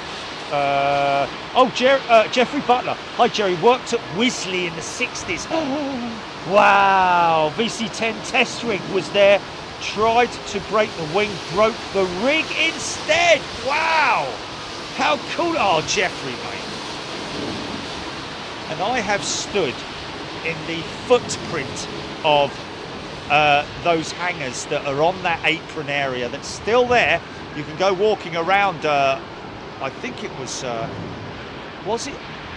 RAF Wisley or was it just Wisley? But there, yes, indeed, I think the 111 and the VC-10 were all VC-10s were tested there. I think, did they not go all through pre-flight testing? But what Jeffrey's talking about there is during the development of the VC-10. Wow, in the 1960s, what a beautiful airplane! But they broke the rig. Wow. So the rig wasn't strong enough to withstand the see, that's information that you very rarely hear about. Thank you, Jeffrey.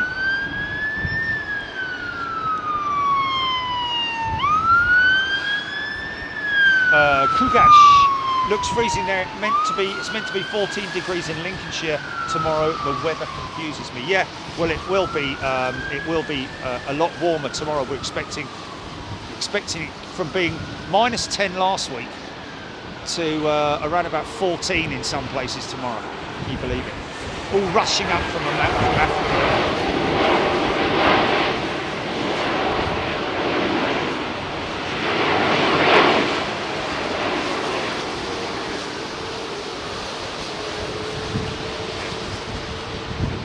But we might be live tomorrow, folks. See, this is part of the old runway here that you're looking down right now. Martin Organ, 8:50 p.m. in the southwest of Australia, 22 degrees. Yeah, thanks, mate. Thanks for that.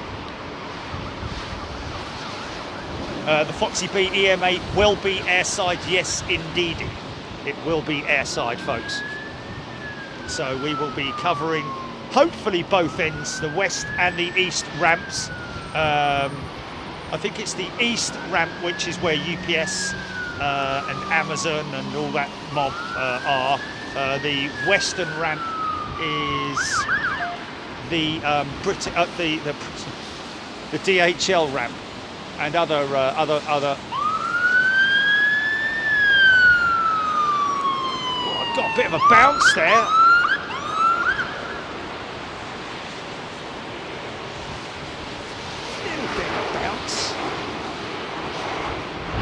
Yeah, the Met Office, I have to say, kind of got it wrong today in terms of the weather forecast for London Heathrow. Yesterday it was showing winds of around about 34 miles an hour with gusts of around about 27. At the moment, it's nothing like that. Oh, is it the other way around? Oh, gusts of 34.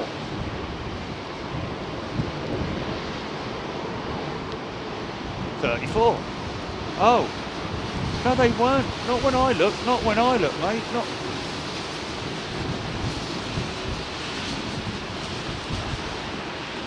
No, they're not. No, they're not.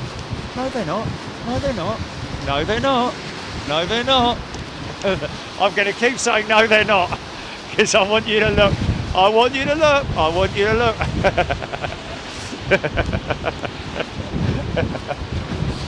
Jill Blakeney, great question. How expensive is a go-around? Well, depends on how much fuel they have to burn, but I'd imagine they'll probably burn maybe a half ton of fuel, perhaps. So then you just need to obviously make the calculations. Graham Thompson, good afternoon to you. Rachel Heath, thrust is reversed after touchdown, indeed. Well, the thrust is reversed by way of reverse thrusters, whether they are a cold stream system or whether it's the open and shut door, as you see on these Trent 700s here. Beautiful Trent 700, such a popular engine. So Airbus still. I believe they still have that CEO line open, available to. I would imagine at some point they will close it down, but I think there's obviously still some CEO variants that are being that are on the order.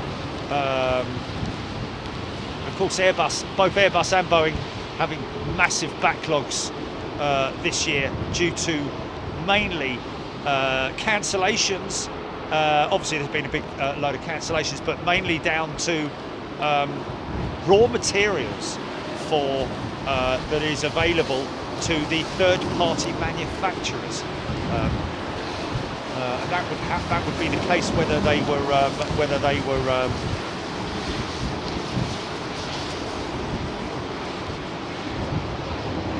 David Heath has upgraded his membership to first class. Thank you very much, David. Very kind. Secondary Axis Freak, coming to you from Arkansas, USA, 6:45 a.m. local. Yeah, from Arkansas. Good day to you, my friend. Buffalo Bill. Jerry, I have not seen any freighters with BA. Do they have any? Buffalo Bill, they do not. They don't have freighters per se. Oh, here comes that Austrian. This is that Austrian unpainted jet, isn't it? BA have a freight service, but they do not have any dedicated freighter jets. They will even charter out, but 99.9% of British Airways cargo is done via belly freight, which is why Heathrow has, believe it or not, quite a considerable number in terms of belly freight.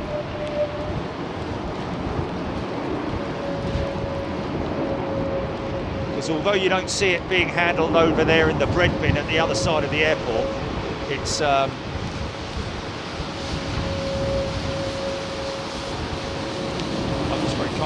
Darren Emerton has gifted 5 Big Jet TV memberships. Thank you, Darren. Lovely thing to do. Nisaim, good day to you, Nisaim. Pete Watkins, Sledgehammer, Debbie, YYZ, Jeff Aspin, Luke DeShower, Silver Moon 1981. Gifted membership there by Darren Emerton. That's a very kind thing to do. Thank you, Darren. Maurice Verkusen, KLM and Transavia both replaced their Boeing 737 fleet with Airbus A320 Neo models. Interesting. Is that Maurice? Is that an ongoing plan, or is that a future plan, or have they actually done it? Oh, there we go. Luke DeShout, KLM has ordered 320 Neo and 321 Neos, no doubt to replace their aging fleet, I would say now, unfortunately.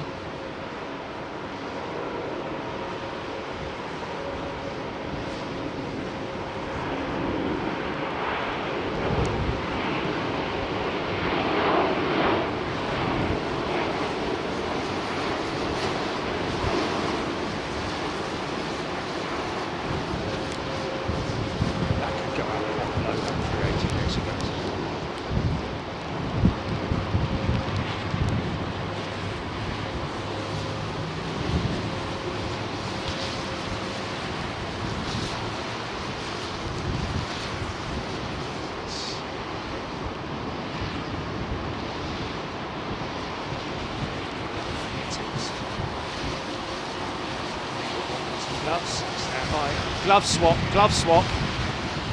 Glove swap. Glove swap. Sorry.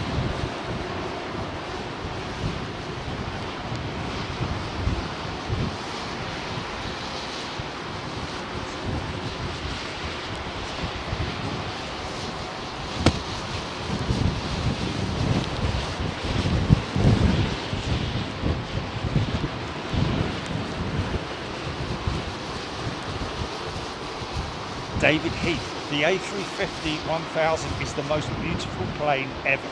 Discuss. Well, yes, David, she is a beautiful aeroplane, is she not? I have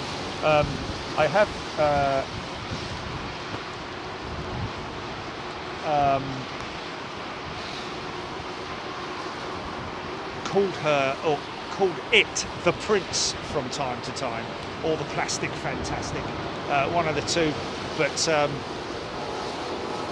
she is a beautiful aeroplane, a bit frilly around the edges, a bit like Llewellyn Bowen, isn't it? What's his name?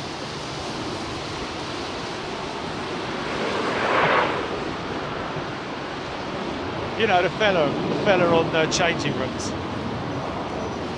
Lawrence Llewellyn Bowen. It's a dandy highwayman, yeah. It's the 350. Stand and deliver your money or your life. Bow!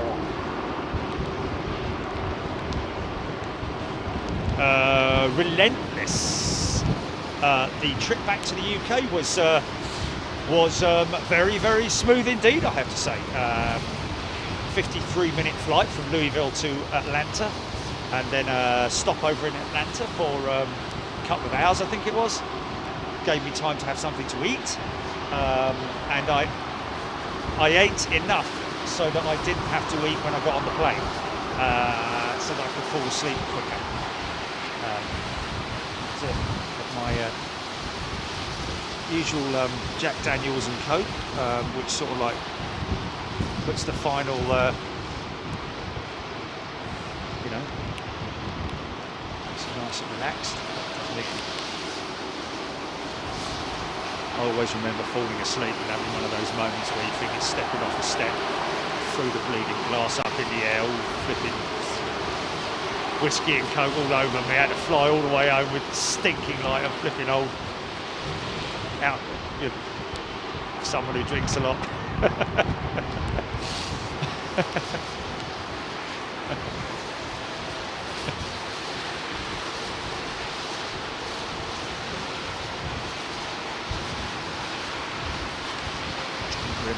That's like old SAS livery on the A320. Yes, John. Well, they spent a lot of money, didn't they, SAS, on their rebranding, and now they're close to calling in the receivers, aren't they?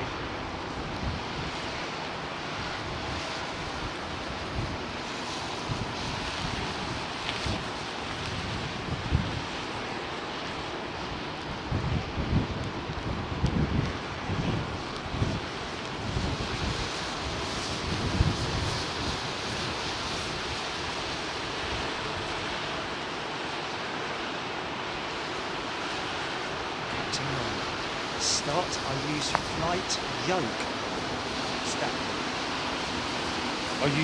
Stuart, I use a flight yoke. Okay, he's talking about his a control column for his flight sim, is it, or is it as actual aircraft?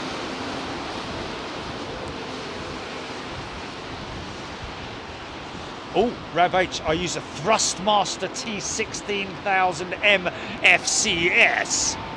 That's no doubt the control column for this simulator game. Well, it's not a game, is it? They're very serious packages, aren't they? These sims now. It's a shame I just don't have the time to do it on at home when I'm at home. I've got so much else going on that, you know, I'm sure if I applied a little bit more time to it, I would, because I did do the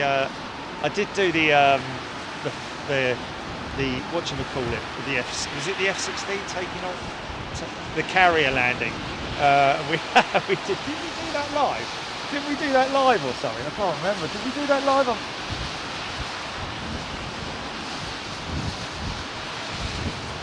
Yeah, that was it.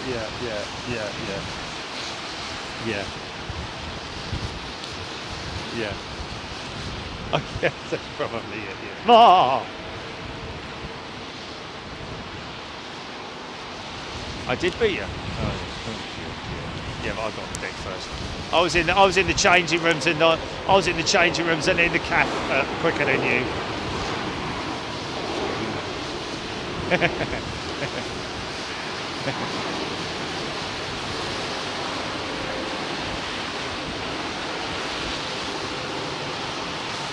Michael Barber, Super 350, David Heath. Omid Atlasi, thank you for braving the nasty weather in US and UK to bring us these great shows. Omid, thank you very much indeed for your kind comment. That's very kind indeed. Will W, Foxy B, still freezing in Nottingham. David Heath, same length as the 777-300ER, but kind of looks smaller. Absolutely, David. It is a crazy thing to look at in terms of the 350 fuselage versus the 777. When you look at them right next to each other, and we have seen the difference of two aircraft, two of them. There is a 777 coming up. Look how fat that looks compared to the 350. Now, the reason why the A350 is called the XWB is because it's called extra wide body.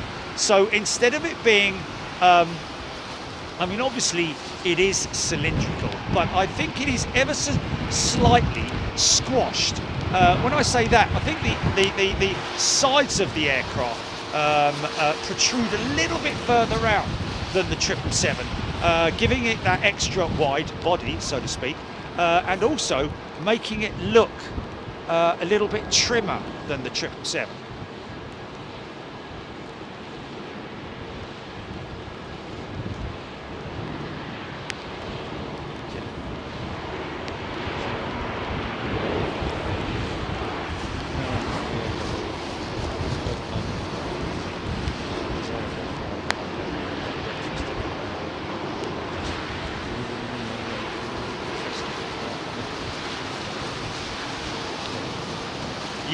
No.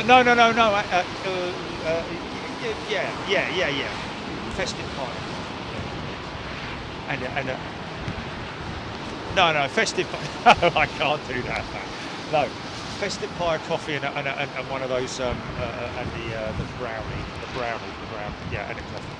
Festive pie, a coffee, and a cookie. Festive pie, brownie, and a cookie. The brownie, please. Sorry, the brownie. Dale Munro tuning in from Canada. Good day to you, Dale. Hope you're doing well. Paul Davies. Hi Jerry. Paul, new member. Do planes ever cancel flights to bad weather? Yes, is the answer to that, Paul. Airports generally will. It will be the airport. Well, the airport will sometimes close due to bad weather, but aircraft will sometimes cancel or delay flights due to bad weather at the destination as well. So if there are hold-ups on the destination airport, then they may be delayed from here. But yes, airlines do cancel or delay flights due to weather. Hopefully, mainly, it is delays and not cancellations. But any kind of delay or cancellation is never very welcome for anybody. Wow, listen to that.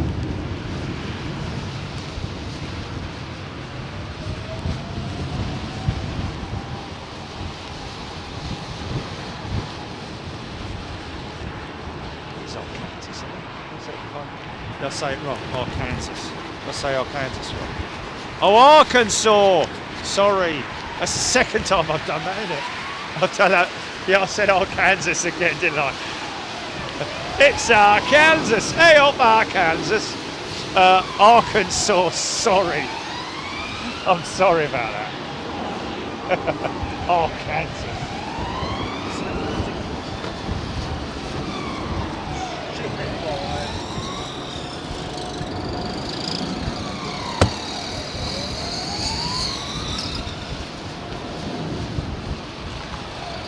Oh no.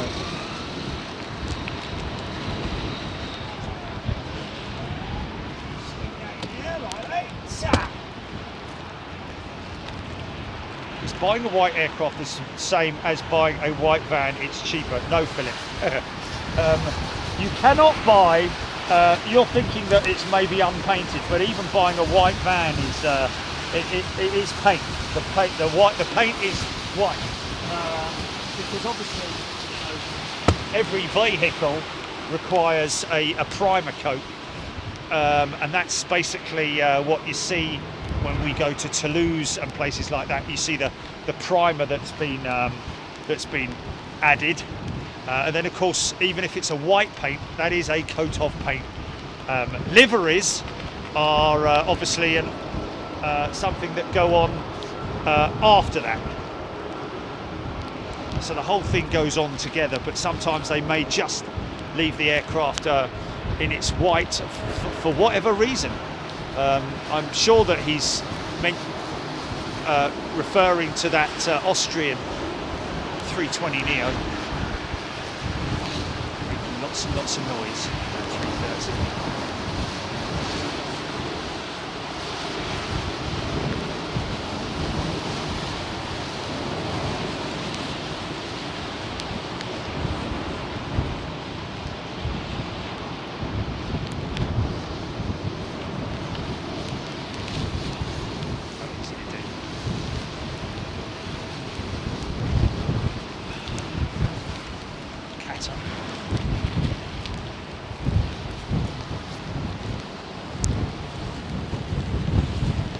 Mary flight in here yesterday or something. Oh, look at that beautiful pressure over the wing there.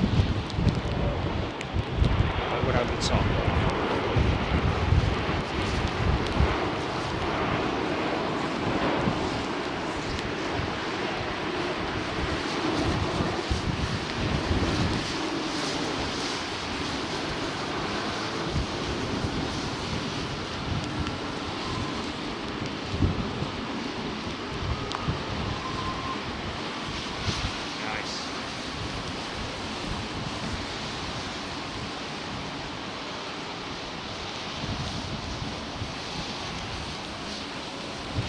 So I hope you're all set up and ready for Christmas. I'm not, because I don't do anything.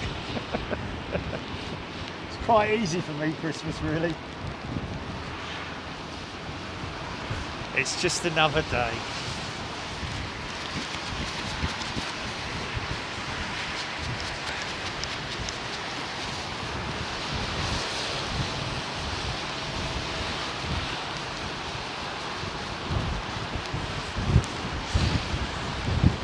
Steve Batty, 757, good looking aircraft.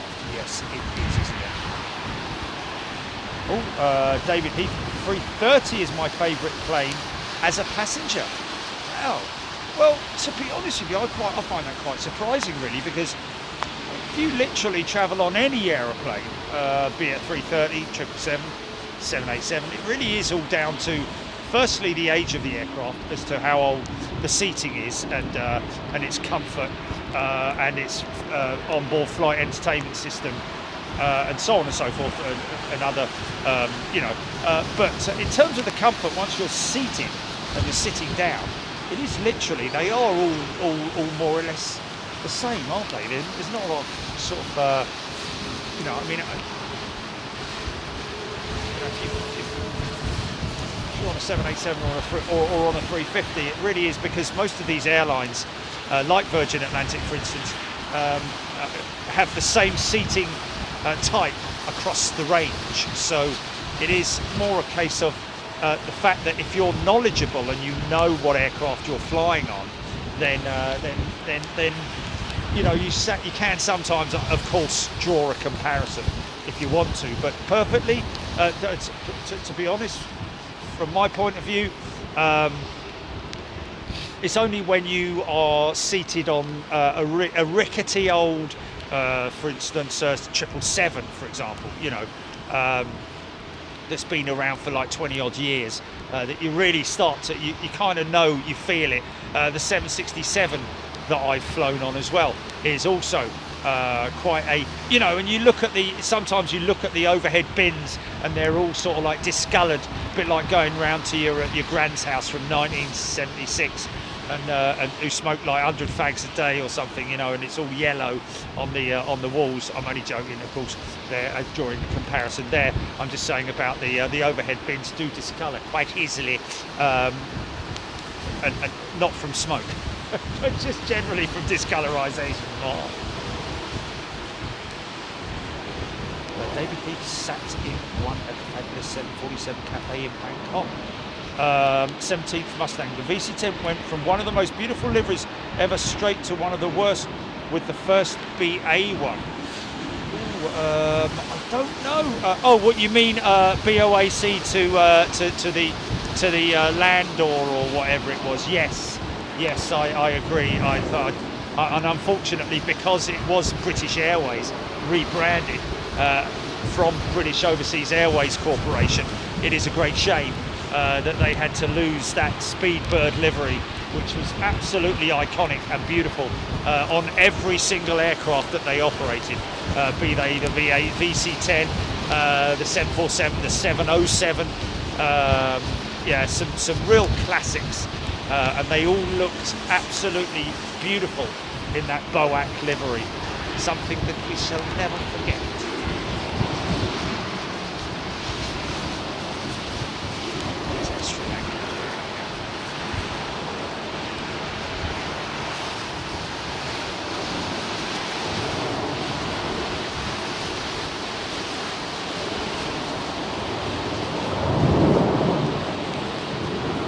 Tricks gurgling away, man.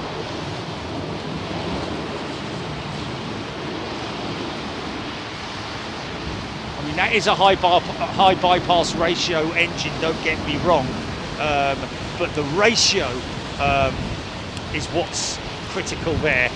When you compare the newer engines, the bigger Trent 7000 with a bigger fan blade, obviously the bypass, the air that bypasses the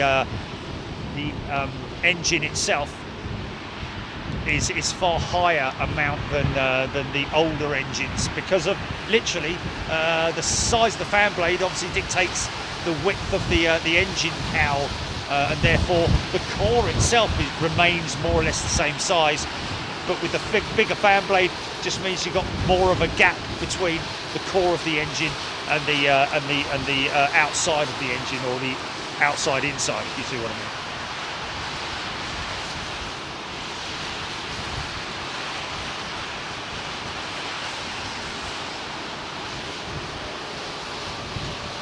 Thompson, Lionel Brown. Do airplane pay for parking at gate or stand? Lionel Brown, yes. The airline will pay for parking, and it's not cheap at all to park an airplane, especially at a big airport like this.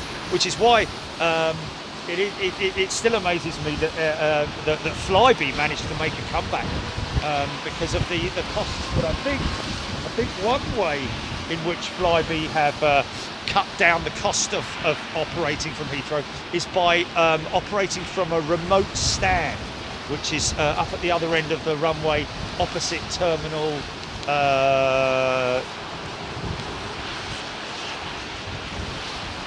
2.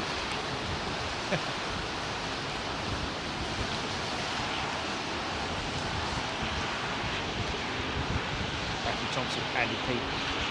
Reese Davies, g'day Jerry from a warm Perth, Australia. G'day Reese. Eve Hoskin. George Taylor. Wow, how far behind am I on this on these comments? Peter May. Ray.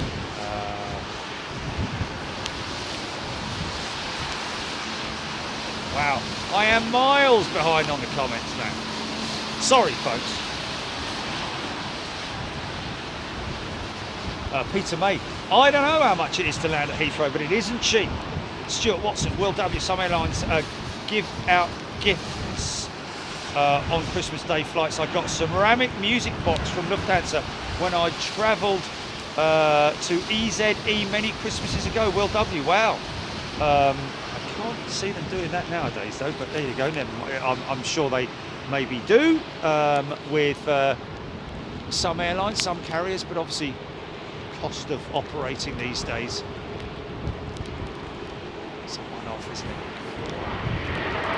It's a promotional as well, so they should theoretically be able to offset that against taxes. Swiss A220 is another aircraft that's going leaps and bounds into the single aisle market. Airbus have taken even bigger strides now towards the manufacture of the A220 by bringing a lot more of their third-party manufacturing in-house, so making it easier to, well, just easier to plan the build of them logistically, because it's far easier if you're doing stuff in-house than it is relying on a third party. I think that 777 is possibly ready to go. You can see the lights are, oh no, she's way away from there. She's still got lots of loading stuff getting on.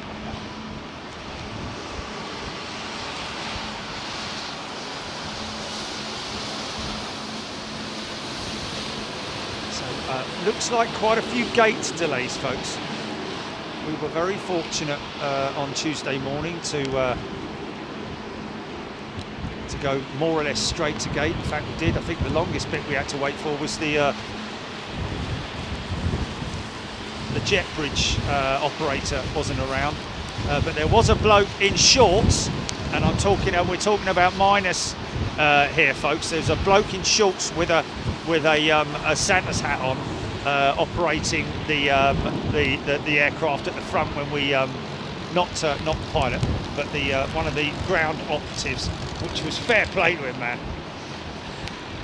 In shorts, in minus whatever degrees it was.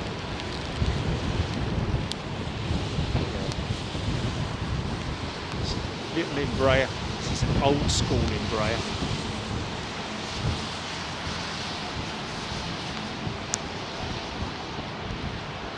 I think, you see, it's a funny thing, isn't it? If your upper body is warm, your legs you don't get massively cold from, it doesn't creep up your body, does it? Yeah, as long as your feet are warm, which obviously you have big socks and boots on.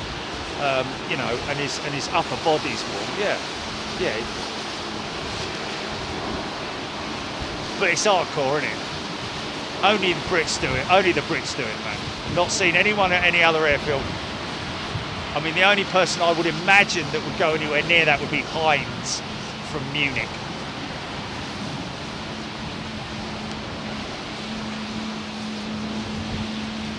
Paul Howard.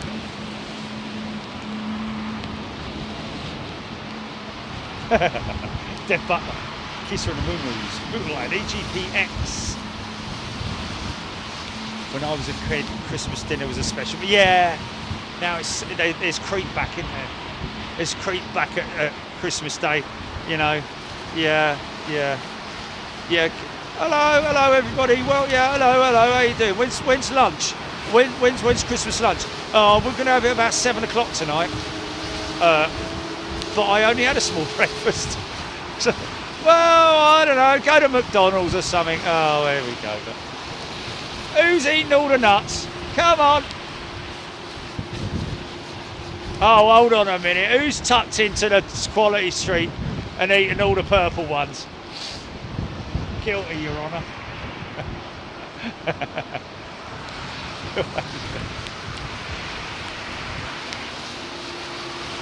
Simon Jeffries. Well, yes, Simon. The new livery with KLM has definitely got that smiling platypusy type dolphin, beluga, whatever species you want to call it. But yes, you're right. Also, United, the new, well, actually, it's more the old United livery head on, isn't it? You see the smiling face. Laurent, good day to you, Laurent, or is it Laurent? I think it's Laurent. Norman Cross, Jerry, 17 at Lakewood with deep snow at the moment. Wow. Minus 17 at Lakewood.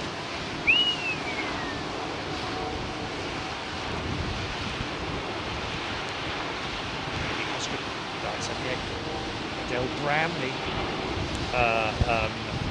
Was Middlesat. Jerry, Air India is going to order the biggest aircraft order ever with around 500 aircrafts. Rumours 190 737 MAX, 30 787s unknown. 30 787s unknown orders for 777Xs. For Airbus, 200 320 family and dozens of 350s. Wow. Well, of course, they are owned by Tata, aren't they? And that's not the sauce that you get with your fish. It's Tata steel. Bosh! Oh, that's it. We're down there. Yeah.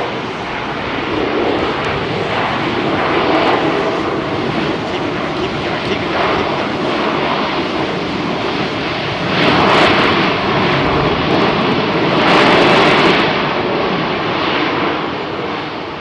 Wow, we wanted that exit.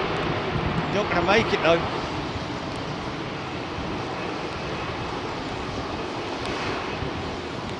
You can see how much that slows the aircraft down. That and the braking power, and also, of course, ground spoilers.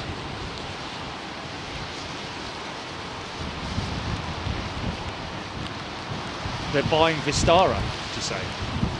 Oh, okay. But yeah, I think they had to take them out of the equation in terms of the competition, to be honest with you. I think Vistara were possibly looked upon as competition, and so they just bought them out for the sake of it, just to keep them off their backs, I'm guessing. So we won't be seeing Vistara here anymore then.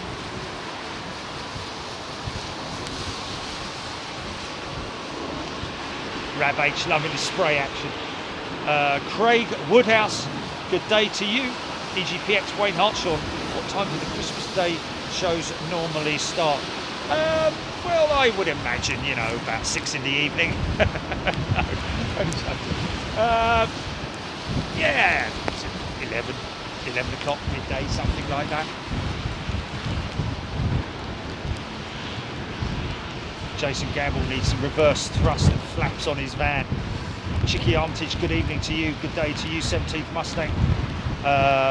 Rachel Heath, time for bed in Sydney. Good night to you, Rachel.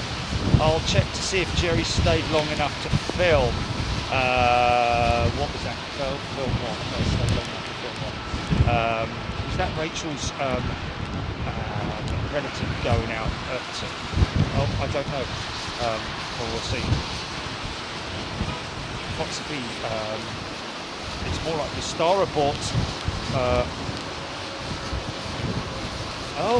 David Heath, it's more like the Star Report. Okay, I don't know what that is.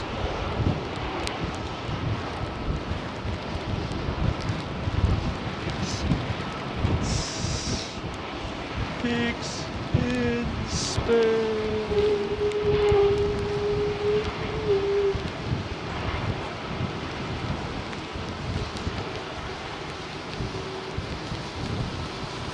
What's that? Oh, that was his APUs just fired up. That smoke there was from the WestJet APU just firing up. Oh, shame you missed that. It's proper miserable here now, man. This rain is like intensified. How's that McDonald's doing, GP? I don't know if I'll be able to bleed and eat it anyway because I can't feel the enemy fingers.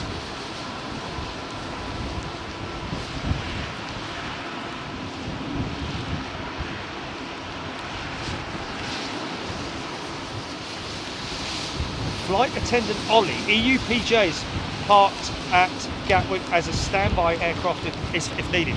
Did you say he's just pulling up, GP? Okay, folks, give me 2 minutes. Give me 2 minutes. Talk amongst yourselves.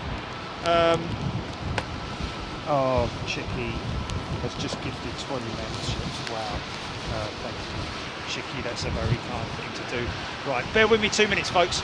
I'll leave you on that shot. In fact, I'll pull back a little bit so you can get anything that lands. It's just...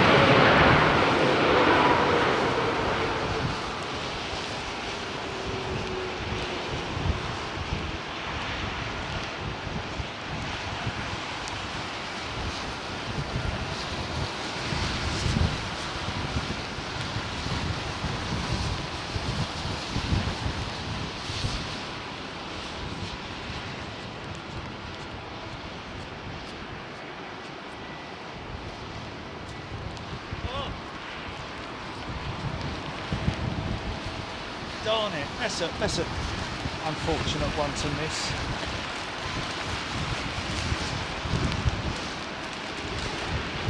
Hold on. Can you hear me, Billy?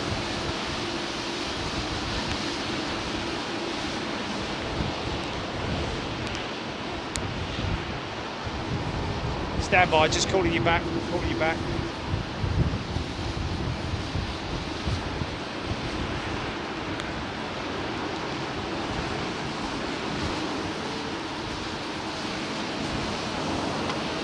Oh my goodness. I don't know why that. Right.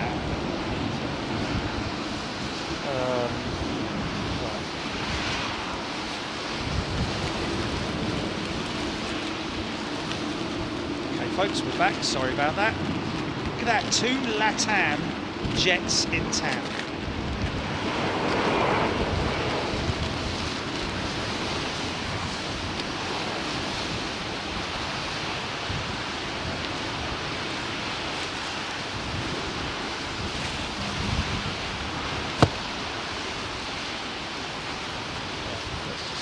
Throw that there. Quickly go to comments, get my glasses on, stand by. No blackout. Right, okay, here we go. Let's just quickly eat this. So once again, a big shout out to Chicky Armitage. Oh, look at that 350 start. Smoky as well, mate.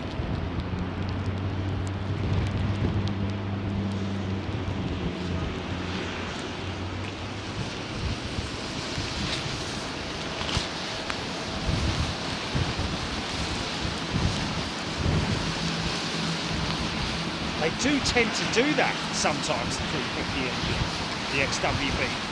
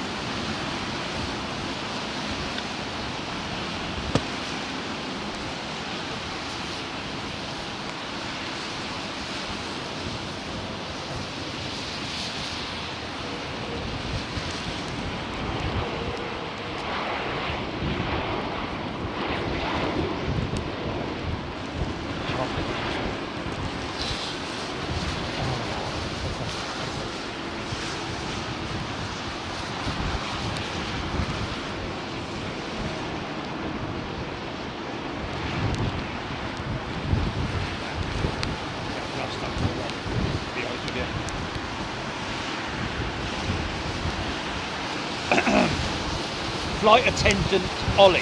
Are the 350s electric like the 787s? No flight attendant Ollie. They are pneumatic start, I think, like their predecessor, Trent 700. Although, actually, I might be a little bit. I might be wrong there. I don't. As far as I'm aware, the XWB is a pneumatic start system. Although the XWB engine has been modified using a lot of the Trent 1000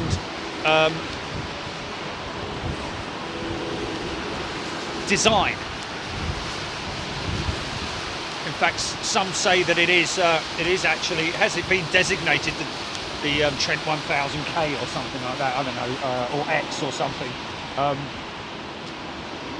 It is most definitely a modified variant of the Trent 1000 engine. So I think it is literally just a case of, oh man.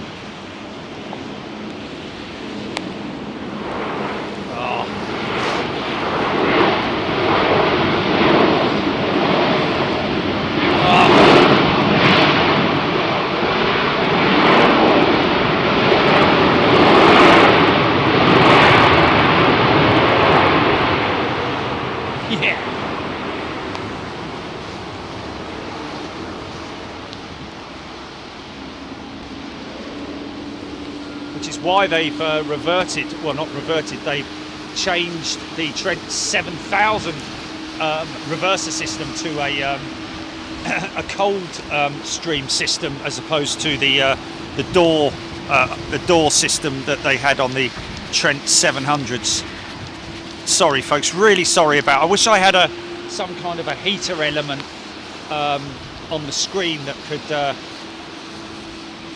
I could use, but unfortunately now this 777 I think is cleared and ready to push.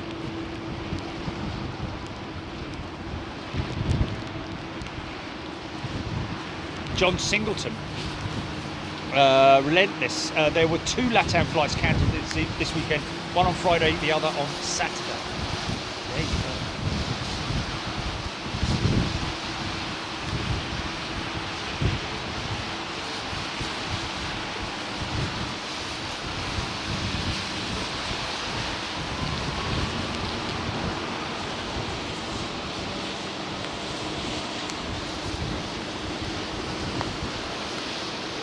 Wow, who's that? Is that email or is that?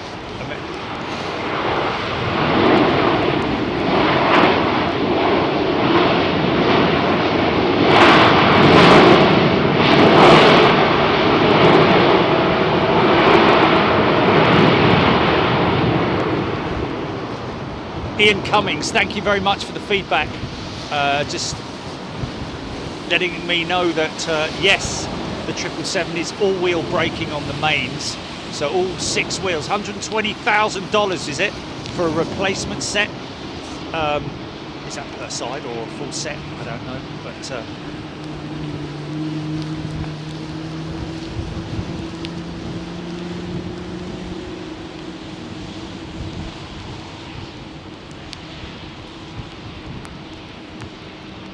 Chicky's gifted another 5 there.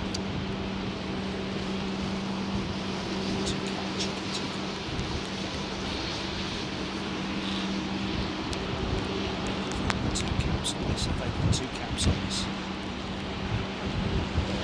No, hasn't got a clear one. I think we've got two. It's quite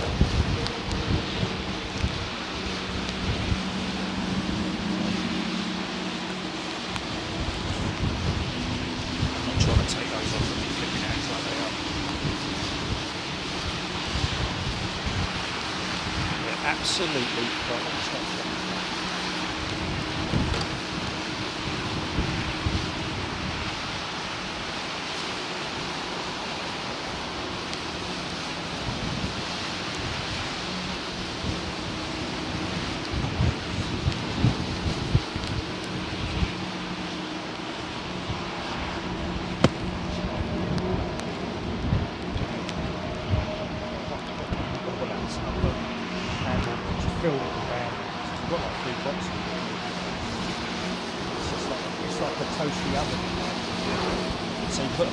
Put a new set of gloves on and they're like warm, but doesn't last for very long, trust me.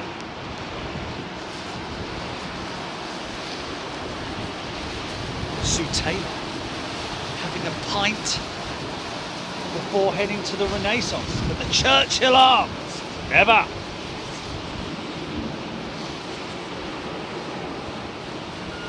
Emirates due in 5 minutes. Ian Lyles, I'm sure that's what he's saying. Okay folks, if you're ready, do the jet engines have some kind of gearbox? TCC asking. Yes, they do. Not for but not for the gearbox is basically for starting the engine. Is Are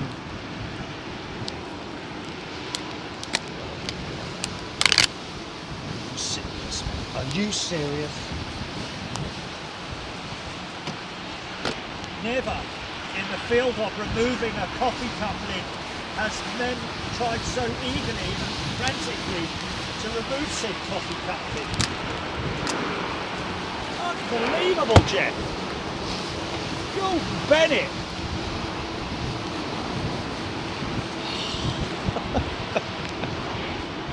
Honestly. Oh, but that was worth it.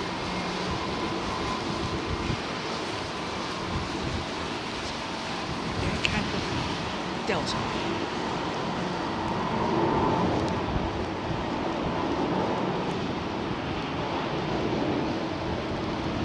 Possible. A Seattle-bound jet, I don't know. We had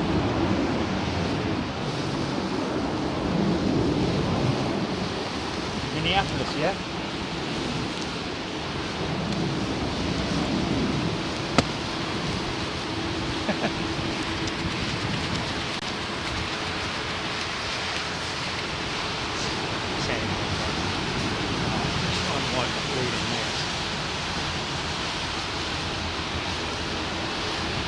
Ron Hunter de Jaeger. Yes, I think Chicky does deserve a place in the Hall of Fame, certainly in terms of membership gifting. Close tie with tie. Closely tied with tie. And it is a wonderful thing, I have to say. But again, folks, a very warm welcome to all our new members, both today and throughout the year and beyond. Obviously not so new anymore, but all you lovely people who support us here on this channel. It basically paves the way for us to go overseas and bring you those amazing shows like we did in Louisville, and also to run a business that allows us to spend all our time and effort on bringing you exclusive shows from around the world. And we now know that it's going to be April, May next year that we're going to be in Narita, folks. Now you think that's a long way away, but it's going to come up on us. The winds have just picked up, interestingly enough. So we might have a little bit of sketchy, a bit more reverser action. Not from this guy.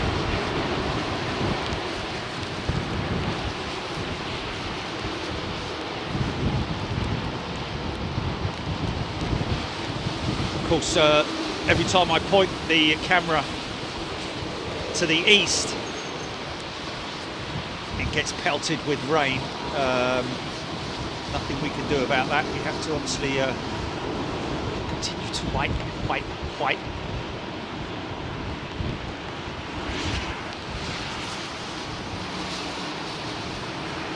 Unfortunately, there is no real option, is there, to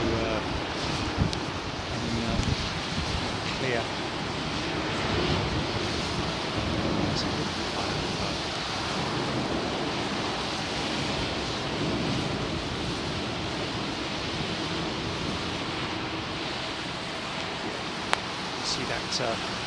Visibility's dropping a little bit. Well, actually, I wouldn't say the visibility's dropping. I'd just say that the cloud base has definitely dropped.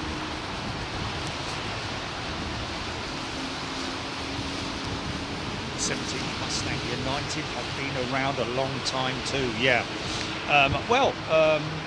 So many of the American carriers are mergers of very successful and iconic airlines like Trans World, Eastern. Mind you, Eastern's still running, isn't it? But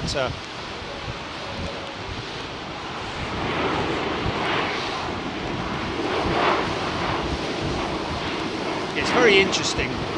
It's very interesting when you look back at almost, well, not so much the eastern carriers,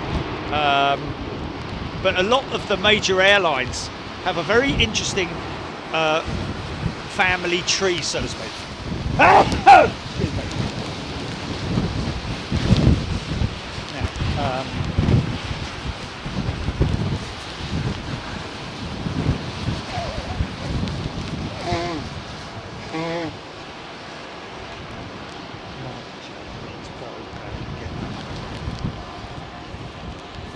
stand by, folks. We've got an Emirates 380 on approach.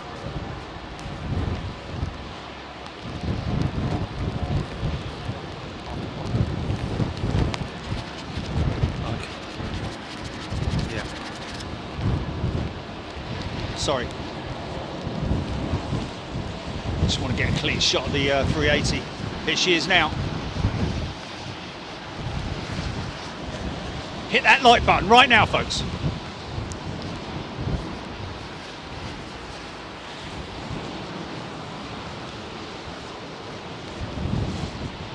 She's got flu.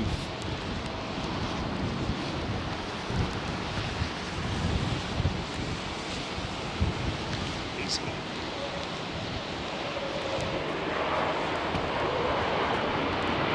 Here we go. Oh yeah.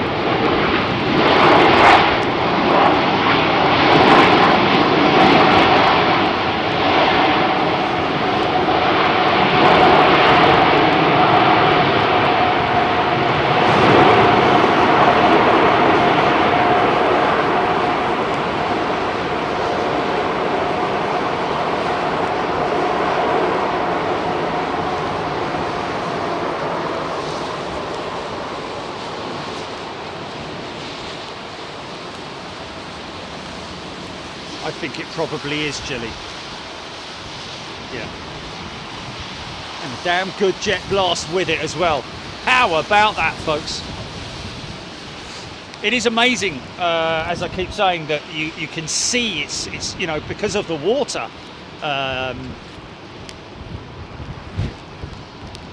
It's perfect. It's a bit like a wind tunnel, really, where they throw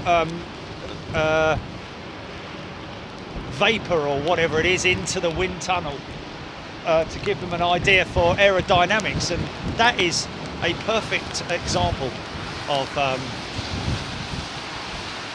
reversers in action. Mank Red, Mickey Merck, Susan New, George Taylor, Bootle had not seen that beast before. Wow. Kevin Barnett liking the new livery. Sabira, wow. Gerald Mark Jensen, Jenkin, amazing shot inside reversers only. Gerald Mark Jenkin, yes, the 380 does only have inboard reversers. Something that we've discussed many times on the show before, but there we go, somebody learning it for the first time. Yes, the A380, I'll try and keep it as brief as I can. When it was originally conceived and built by, or put on the planning table for Airbus, they originally designed the aircraft with no reversers, purely down to the fact that there are so many wheels braking that aircraft that Airbus felt, based on their design and development and testing, that they would not need any reversers at all. But the airlines, obviously the client, basically turned around and said, no, we can't. We need to have some form of redundancy measure, something that we fall back on should there be a massive brake failure, for example. And so they eventually reached the understanding that they would use reversers on the inboard engines only. There are no reversers on the outboard engines.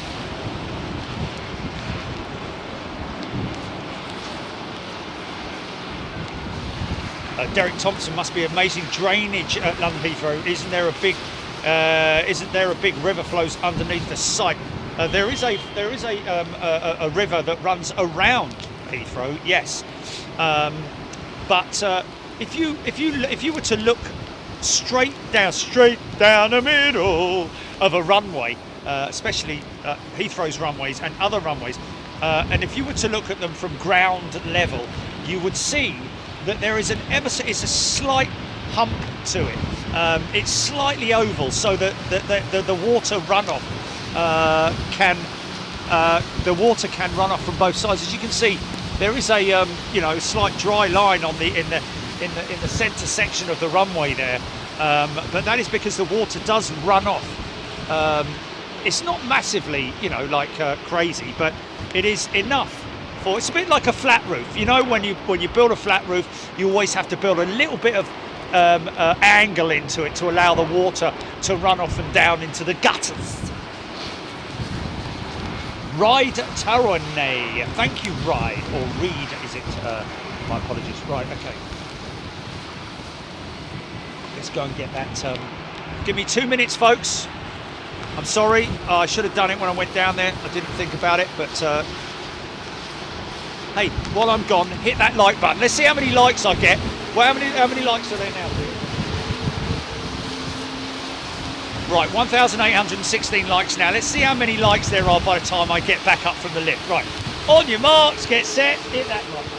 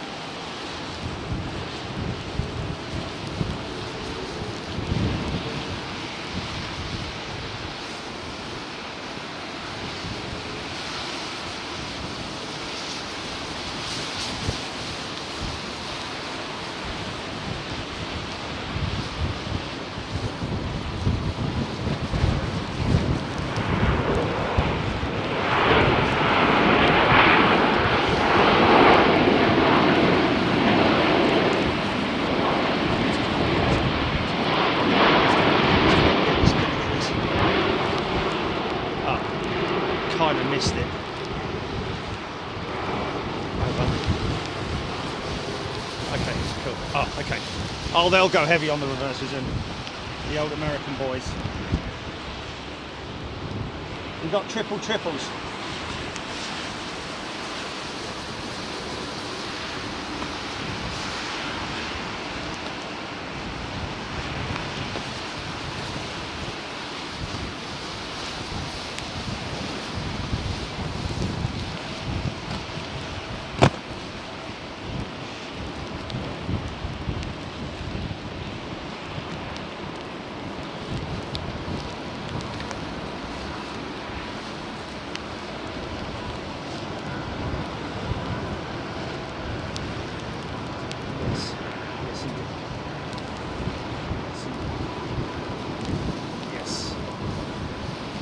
Please do not concern yourself in any way about the safety of your flight.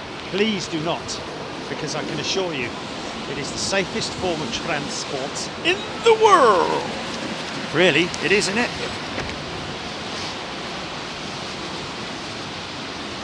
Oh man, it's bleeding drying things not working, mate. Come on! Need some more reliable. Sorry, folks. Oh, well, he laid off the reverses anyway.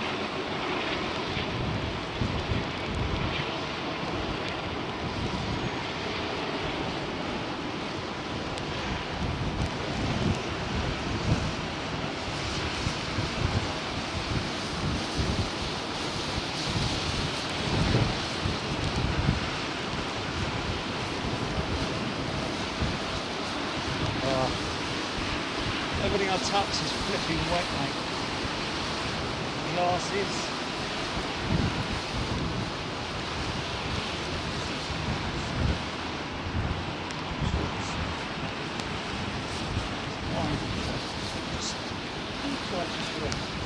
Just for the sake of trying it, I want to see what this towel does, because this is one of my golf towels. Oh, mamma mia! No, bleeding useless. Flipping heck.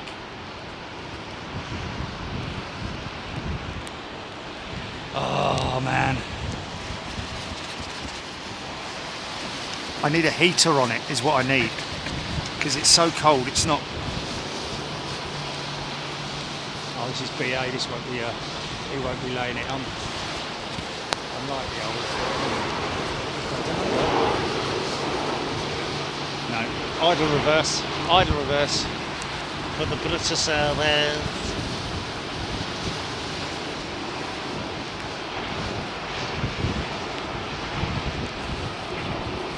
So again, folks, you need to appreciate when you're walking, when you get to the airport, you get into your nice, cosy, warm airport, the airport lounges, the nice cafes, the nice. Everywhere you go, I mean, the coldest part that you get when walking to your aeroplane, your nice, warm, cosy aeroplane. Although I've got to say, I don't know what was up with the 350 flight, but flipping heck, they didn't put the heating on. I don't know if they maybe were trying to cut back on costs. Only joking, of course. But blimey, O'Reilly. It was freezing on that 350 flight, that last 350 flight. Luckily, the seat next to me was empty, and I was able to use the towel, the blanket that they give you, little blankie. Anyway, yes, the coldest part is obviously the walk bridge. When you're walking from the aircraft, which is always a bleeding queue when you get up there, when you get down there. But once you're on the aircraft, you sit down, you're all nice and cosy, everything's happy, you know, nice, you know, announcements from the ground crew. Just think of the folks, all of them folks, everybody that works airside at any airport, especially here in Europe with these miserable conditions. You've got to give them kudos, man. Working there to load the freight. And also, you know, from all the ground teams. I think there needs to be, I don't know, is there a international ground team crew day? There should be. I know there's International Air Traffic Controllers Day. Of course, they are amazing, those folks, but in their own way, keeping us safe throughout the skies, etc., etc. But I think there needs to be some kind of a recognition day for all the ground workers around the world, and like I say, especially here in the UK, or places like Anchorage, for example. Right now in Anchorage, having to not only protect the runways, keeping the runways clear as well, although those guys are working in relatively warm conditions inside their nice cosy vehicles. It's the guys and girls that stand out and start up.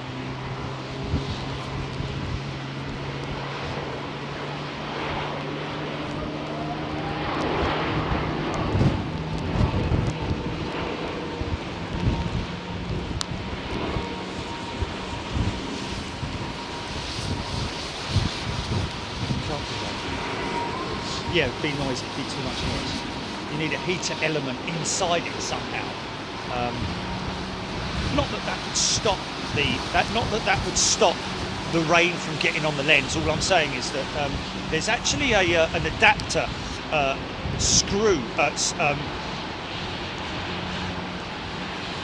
There's a thread on the front of the camera where you can actually screw on or clip on the adapter anti-glare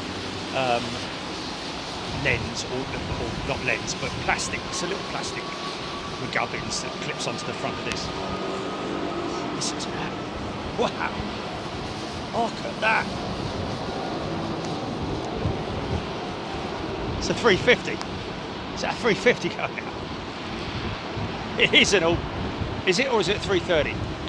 Making a hell of a noise. It's a 330. Yeah. Trent 700s. Oh, off to some beautiful Antigua blue sky and blue sea and white sand and lovely people and margaritas. Take me with you. Oh.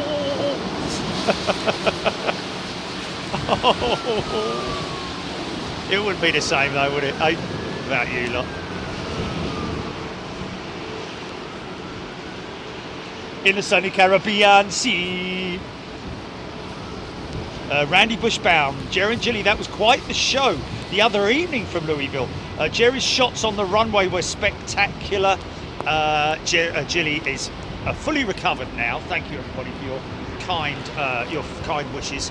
Yes, she's fully recovered now.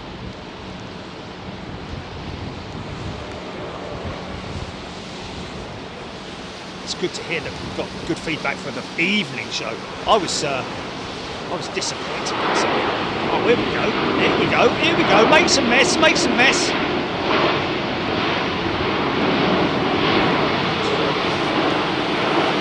Not very much.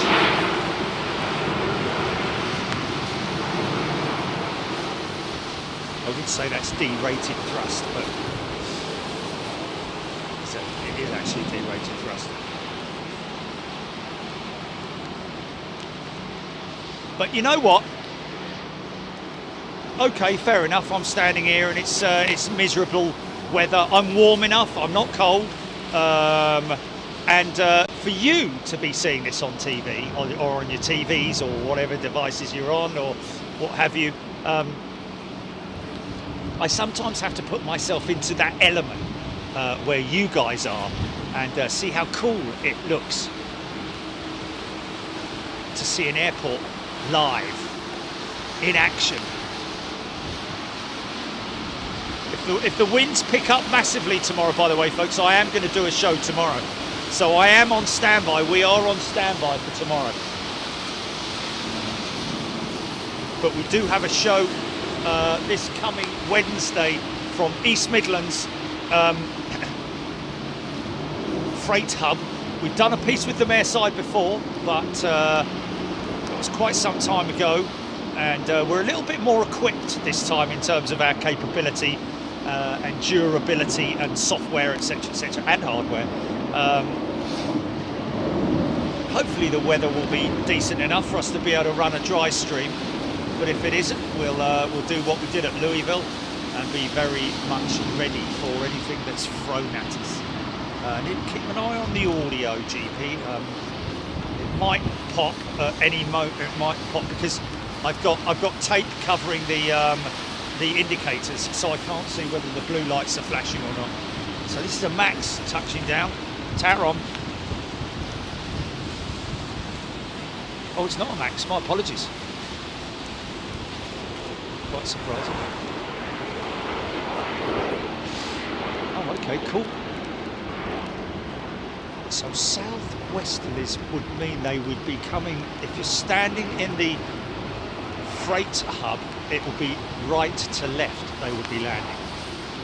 I think that's right. Yeah. Randy Bushbear. HGC loving the sound.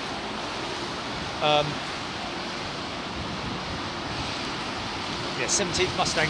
Lens hood, I know what you're saying, but there's only so far you can put a lens hood. I do have a lens hood on it today, and if you look, you can see the hood just up in the top left-hand side of the screen there, which you can't because of the bleeding. But I do need to. I think it would be a good idea to practice or test an extended lens cover, almost like a tube, purely because when I'm doing this, it's very rare that I'm zoomed all the way out here. So it's, you can see it there at the top. Can you see the cover? I don't know if you can see it, but anyway, it is there. And of course, the only issue that I'd have with a lens hood in terms of an elongated one would be the fact that obviously it would I wouldn't be able to dry the lens, but hopefully with a tubular hood or a tubular it might work out. I just wouldn't be able to do any short range stuff, as in like yeah, everything would have to be long range. There'd be a minimum and a maximum. Well, there'd be a maximum pull out, I would imagine, or a minimum zoom, a maximum zoom, a minimum zoom. So it'd probably have to be out like somewhere like that maybe, which isn't too bad. But if when I do my PTC, be looking at me down the tunnel a bit like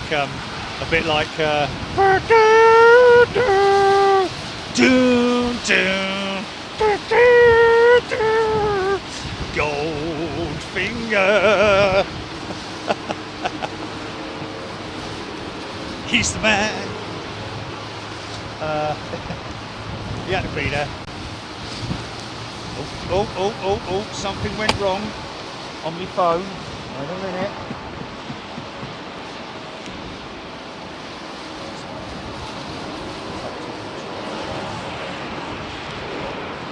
Something went wrong, tap to reach. Oh no, that's all right.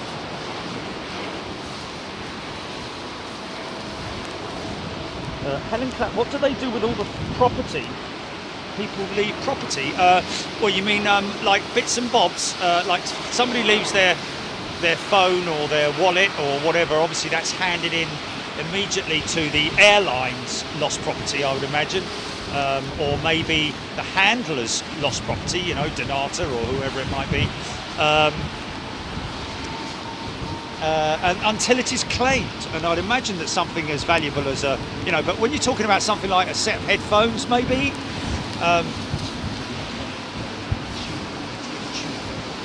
Maybe even a piece of guttering. I know it sounds crazy. I know it sounds crazy, but I just can't stand the pain. 'Cause I'm leaving you tomorrow. But yeah, maybe a piece of guttering. Simple as that. Other plastic tubing is available. It's got a very big, sweet smell of a Jet A1 then. Whether that was something starting up, I don't know, or what it was.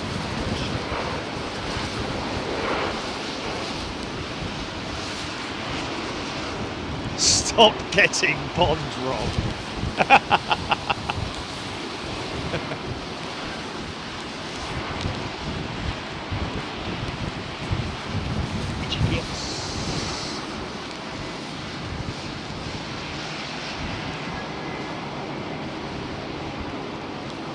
Real sea fishing, yes, unclaimed. Very important. Yeah, unclaimed property is auctioned off once a year. There is actually an annual, obviously, like you say, auction where you can literally buy suitcases that have not been opened. It is literally a mystery as to what you're going to get. We should do that, shouldn't we? We should just go and buy a load and then whatever it is, we'll just donate it. We'll just donate it if it's clothes and stuff. If there's a couple of gold bars in there, then we'll obviously hold on to that. But you know,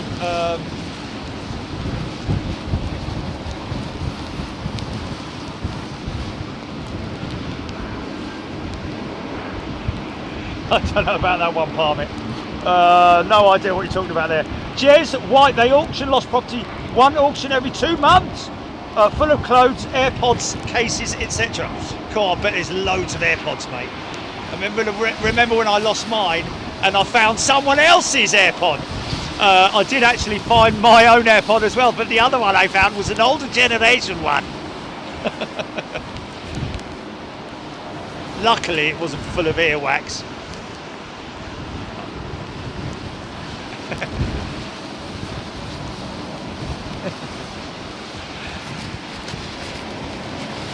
Yes, you must clean your ears.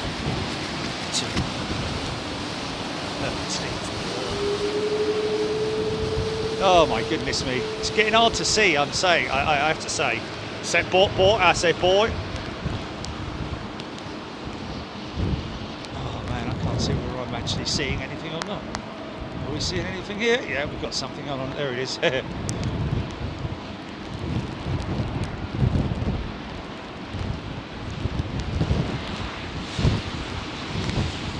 Stop getting Bond wrong. That's from, I think that's from, yes, that's Alan Partridge. He says to them, stop getting Bond wrong. He said to, yes, it's an Alan Partridge comment. Stop getting Bond wrong. Standing up, nice bit of this, all bit of that.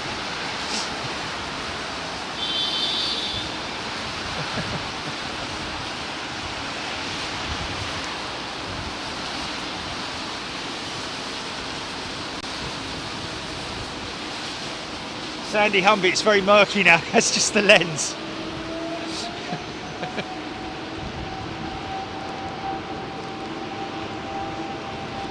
I'm going to say it's a BA 777. I'm just going to call that as a BA 777. Oh no, I'm wrong.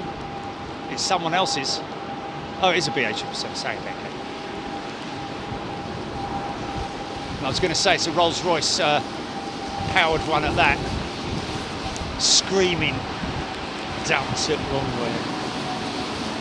Yeah, folks, if you want to see a beautiful example and really a beautiful example, we haven't time coded any of those parts from Louisville, have we, Jilly? We need to do that. There is an incredible part 2. When I say part 2, it's the part 2 on the day. Aero Mexico 787. This will make noise and make water. Here we go. Not make water, but you know. It's Jesus. Here we go.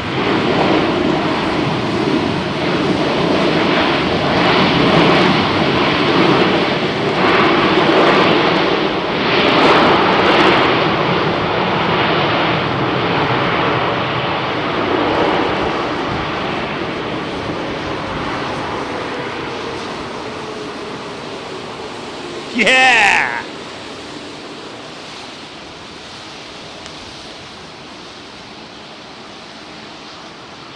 Yes, I'm going to try that.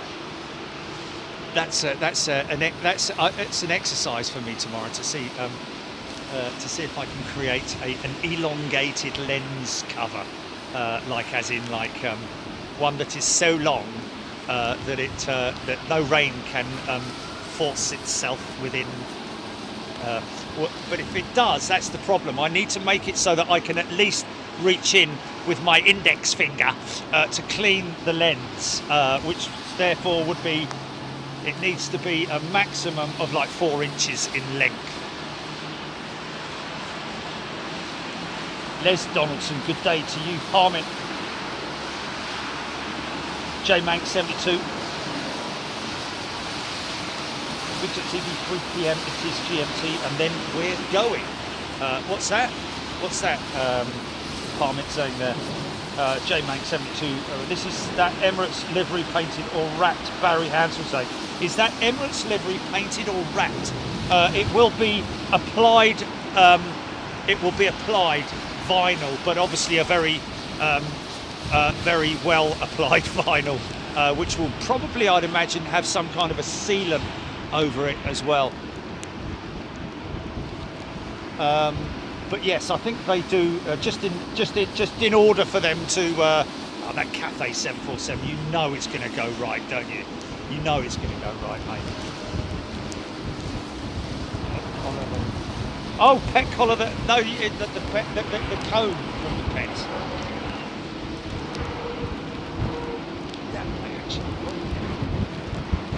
No, Rain-X doesn't work, folks. We've tried all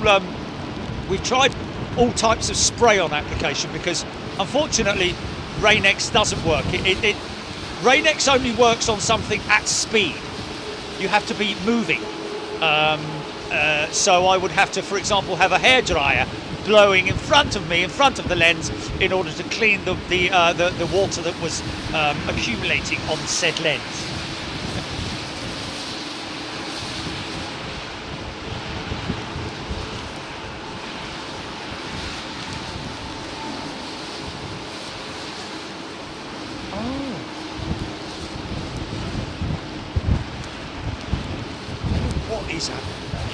What is that?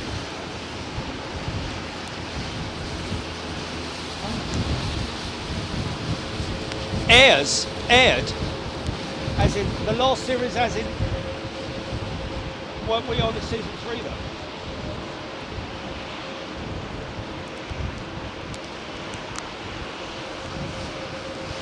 Okay, right. Why were they so in a hurry to get stuck from us then?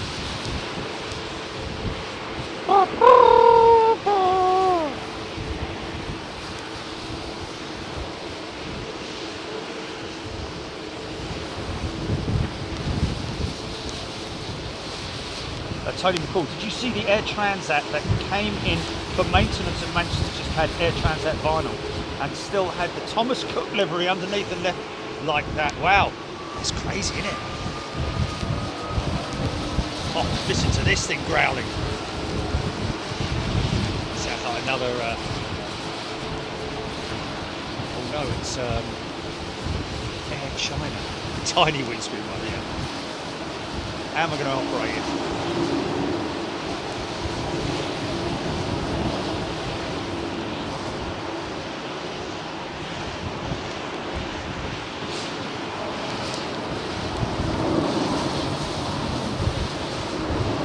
I think he might be referring to my hands, maybe, Jenny, I don't know. Laurent, tiny windshield wiper. Well, if there was one, obviously we would buy one, but Laurent, it's not possible. It's not possible, my friend, because obviously, you know,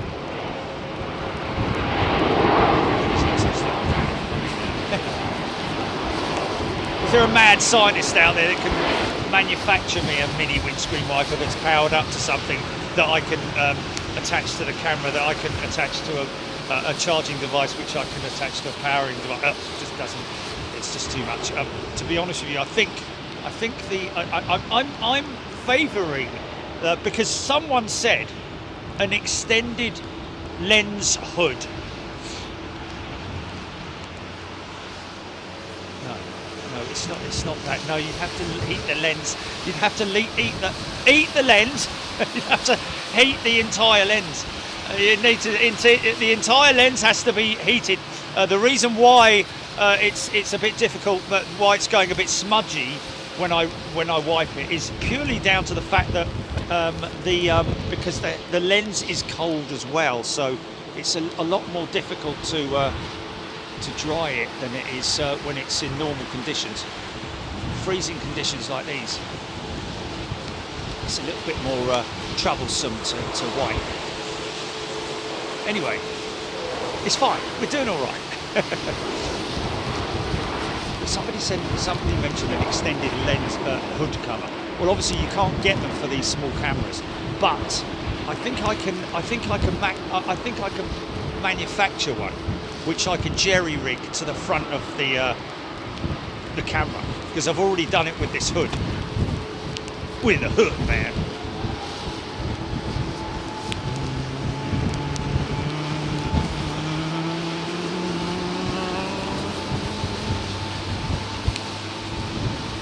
Tony McCall could just be like other streamers and not go out in the rain.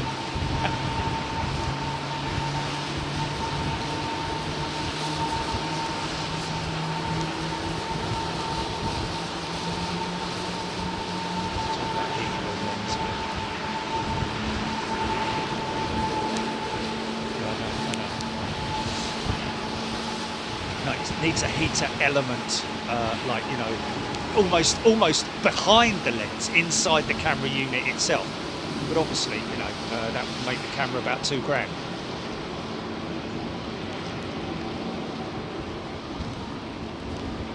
Brilliant. Oh, hello.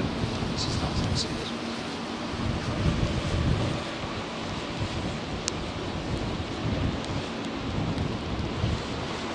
Astronomy tube.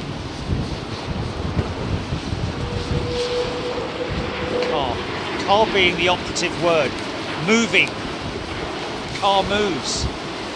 Can't use Rain-X or any kind of water disbursement spray on a camera lens, because it needs to be moving.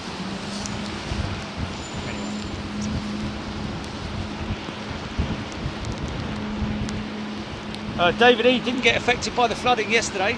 Didn't even know there was flooding in London yesterday, to be honest with you. Had no idea there was flooding yesterday in London.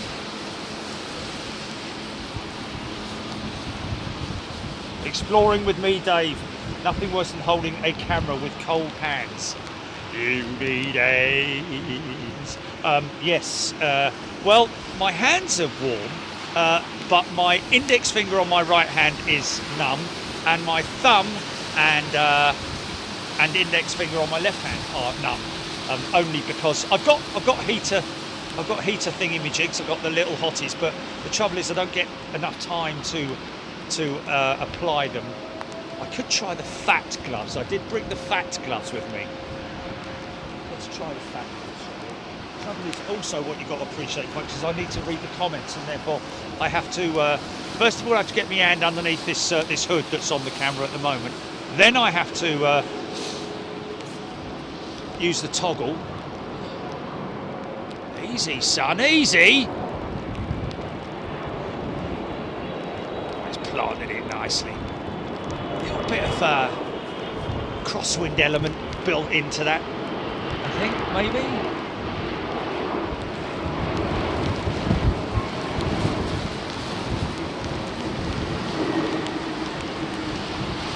Yeah, folks, we are receiving some emails from people who are not on the chat, talking about Rain-X and stuff like that. Please, we appreciate it, and we know you mean well, and thank you very much for your suggestions.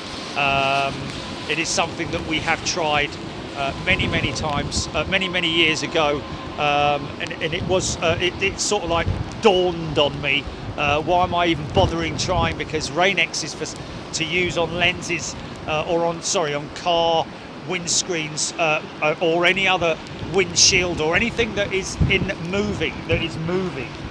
It's not good for something that's at a standstill, because the rain will still collate, the spots will collate and so you will still need to continually wash it or dry it.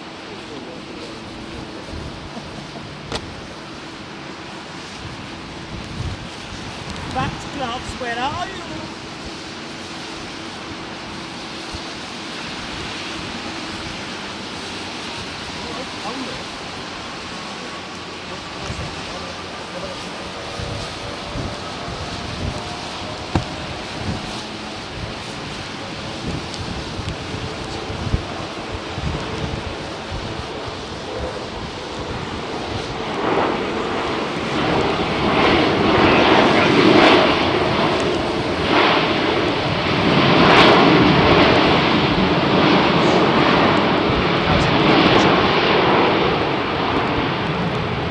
USB, is it USB?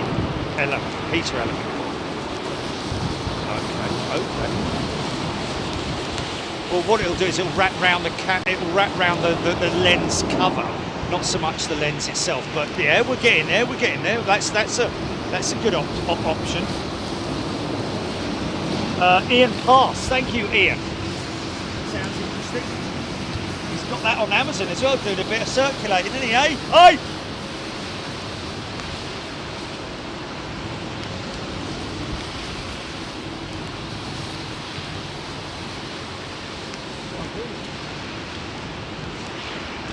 I still think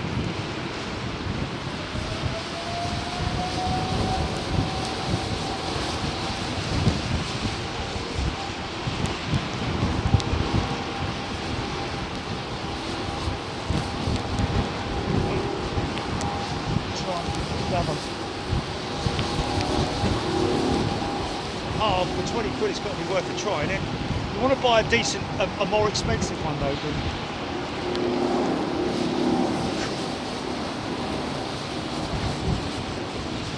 Yeah.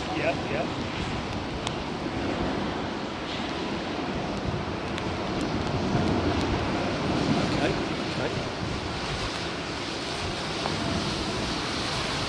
Now I've got the fat gloves on now, so a little bit more protection. Let me do a little bit of a lens wipe. Stand by. The heater will do one thing. It will just make it easier for the lens to be dried, because at the moment I'm drying a cold lens, and therefore that's why it's smudging, because it's not getting a chance to dry. My apologies for all of this, folks, but you know what it is. You know what it's like. God bless you, Blairby.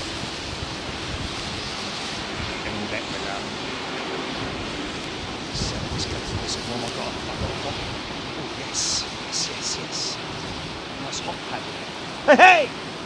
26 minutes, Alan Robbins for the Cathay 747. Let's all bring her into this runway, please, ladies and gentlemen. I wish you all to put your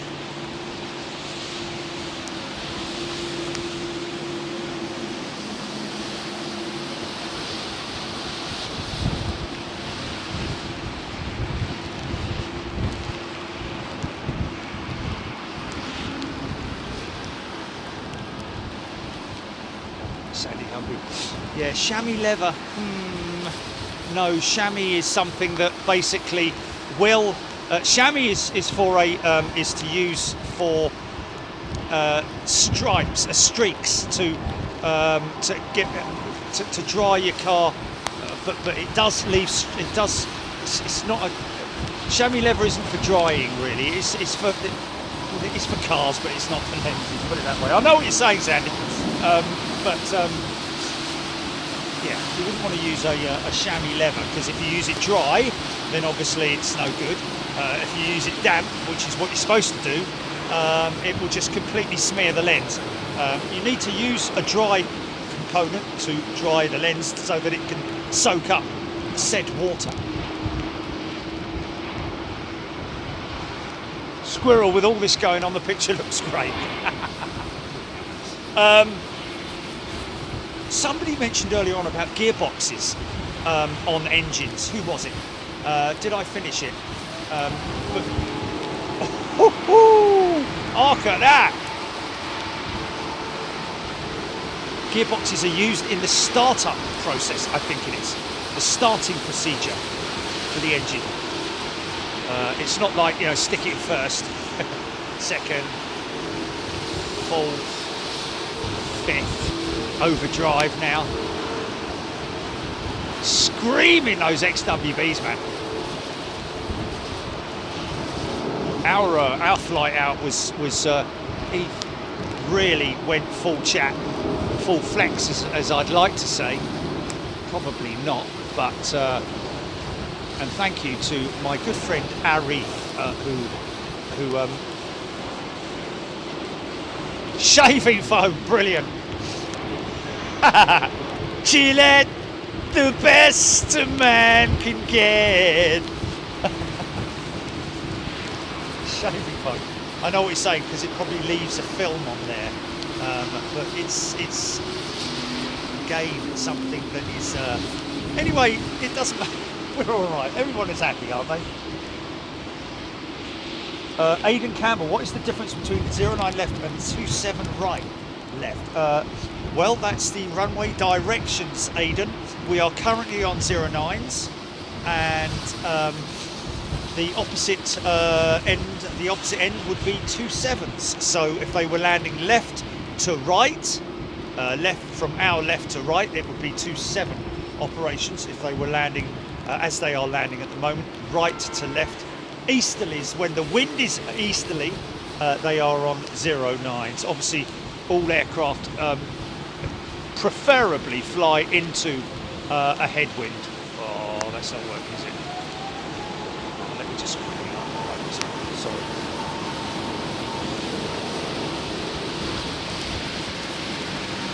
What's that?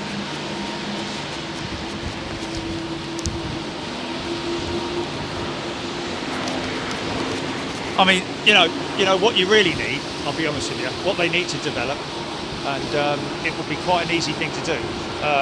In the motocross world, and also now in the car racing world, because I actually suggested it to a car, a driver, race car driver once, and not long after that they developed it. It probably was just a coincidence, but I did suggest that they develop a tear-off system for car windshields, where when they come into the pits, instead of having to spend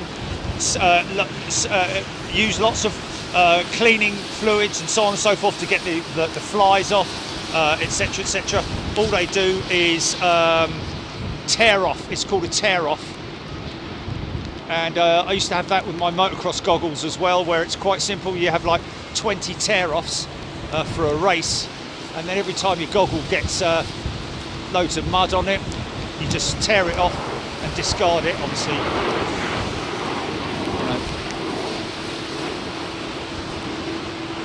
Of course, racing drivers use them as well. You've seen them if you watch sports, motorsports. You'll see that racing drivers have tear-off lenses over their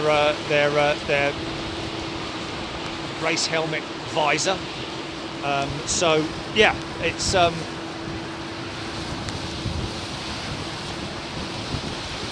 I think, however, in this instance, it would be, we probably have to use about 50 tear-offs, and not only that, but it would affect the visual of the camera. If you're putting anything in front of a lens, obviously you need to be aware of that as well. So let's say, for example, you are using any kind of solution, then you are potentially going to be affecting the picture quality. Like I said, I am going to investigate to see whether there is a clear lens cover that I can use, which stands away from the main lens, but whether or not it would affect the quality of the picture, I don't know, because obviously it would have to be glass. It can't be perspex or any type like that, because if it's glass, then obviously it doesn't scratch, whereas obviously if it's perspex, it will. Listen to us going through all the flipping camera whatevers of whatever.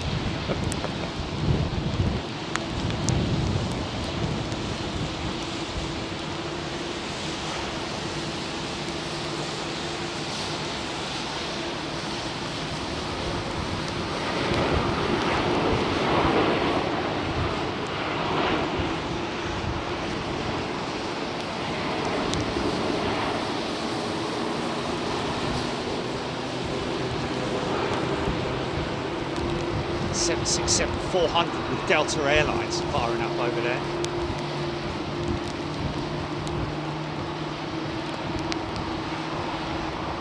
Minuscule lens scratch will show easily on brighter sunny days. Yes, indeed. That's one thing you need to be careful of. Thank you, Parmit. And that is why, obviously, when you're using anything to clean the lens, you have to use something that's new and obviously has a very soft surface to it, but at the same time absorbent as well. Diane 78, Cathay 747.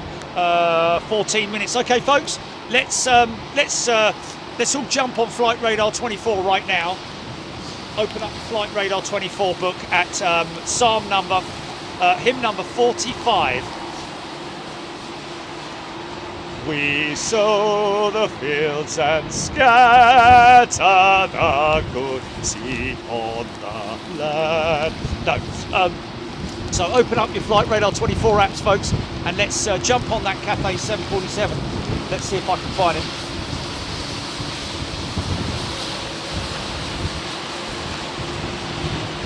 High-speed spinning disc. Blooming heck.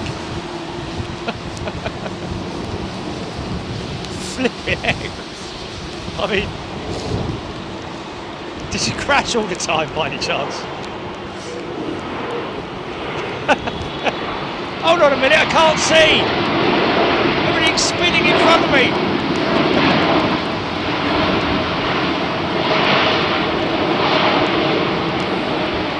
Yeah, that's the thing. Because the thing is that the lens will stay. The lens isn't going to mist up. That's not the problem. The lens won't mist up. Say it again. The lens won't mist up. That's not what happens. Okay, let's go to Flight Radar 24, folks, and open your apps now. And we will be looking for Cathay Pacific CX7. Thank you, Aidan Campbell. Alex Collins, just over Brentford. Rockstar Paul 69, looking for CX7. She's just north of Ilford. Thank you. 39 miles out, Rab saying. Darcy Hancock. I'm gonna turn in your obviously less than 12 hours now. Fly safe if you're flying today. Sail safe if you're on the seas, and be safe on the ground. Darcy Hancock, thank you very much indeed. Alan Arnold, yes, I think that's going to be the first port of call in terms of jerry rigging something up. They call it in America. They call it jerry rigging, as in making it yourself, sort of like, you know, to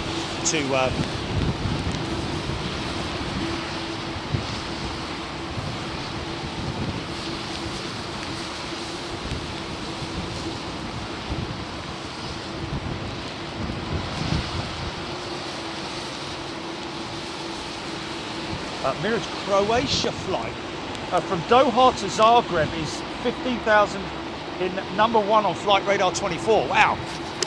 Wow. What's that all about then? Oh, is that the Croatian football team? Okay, and well done to them, by the way. I did say congratulations to them early on in the show. Oh man, this is bleeding useless, isn't it? This is absolutely flipping useless.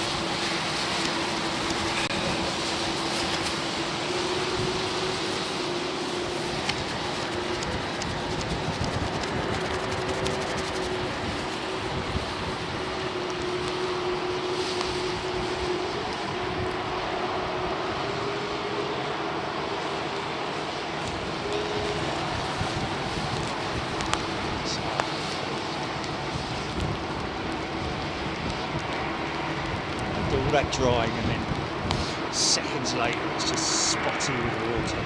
Very, very annoying.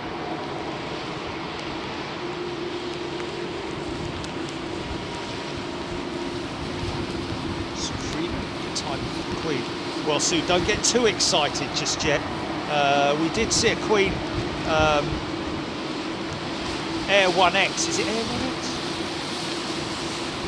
Air 1X? Jet 1X, sorry. We saw Jet 1X going out earlier on. Beautiful looking Queen of the Skies. Got a good glimpse of her, good shot of her. albeit in these rainy conditions. But I'd imagine that this Cathay 747 will probably go rogue. And when I say rogue, it will land on the southern runway. And the reason being is because the freighter hub here, the freight terminal sorting bread bin, as they call it, is actually on the opposite side of the runway. And so it kind of makes sense for them to land on the southern runway in order to be there closer and burn less fuel. Oh, she's gone into the mirrors. Slinger 380, 13 minutes out. So we've got Singapore Slinger inbound as well, folks. Stephen Billings, take care. All the best. Aidan Campbell still 1500 estimated time of arrival. David E. Cathay making a turn coming in for the other runway. There we go. So exactly what I had envisaged, that she will land on the southern runway. Bit of shape. There we go.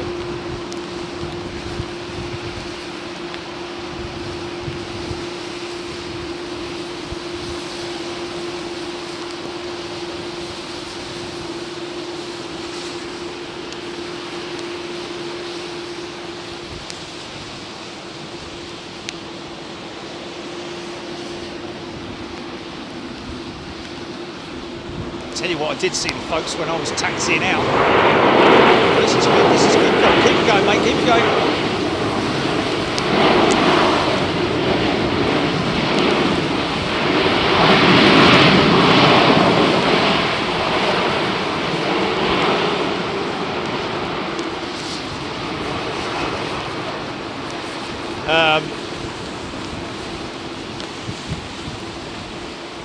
The Etihad 777 old livery I saw operating here when I was taxiing out for my departure to Atlanta last week. I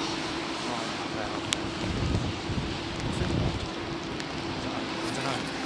I'll be back tomorrow. So tomorrow, I don't know. Just yeah, get 747 and the 380. And the 380. Yeah. But I don't think you're going to get a. Don't think you're going to get a good shot of the. Just have to keep it. I'm very keen, however, to. I'm very keen to.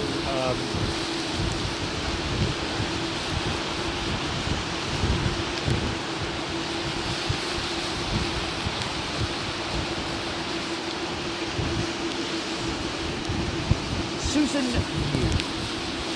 Eve Postcode 747 circling over East London. Is that an old comment?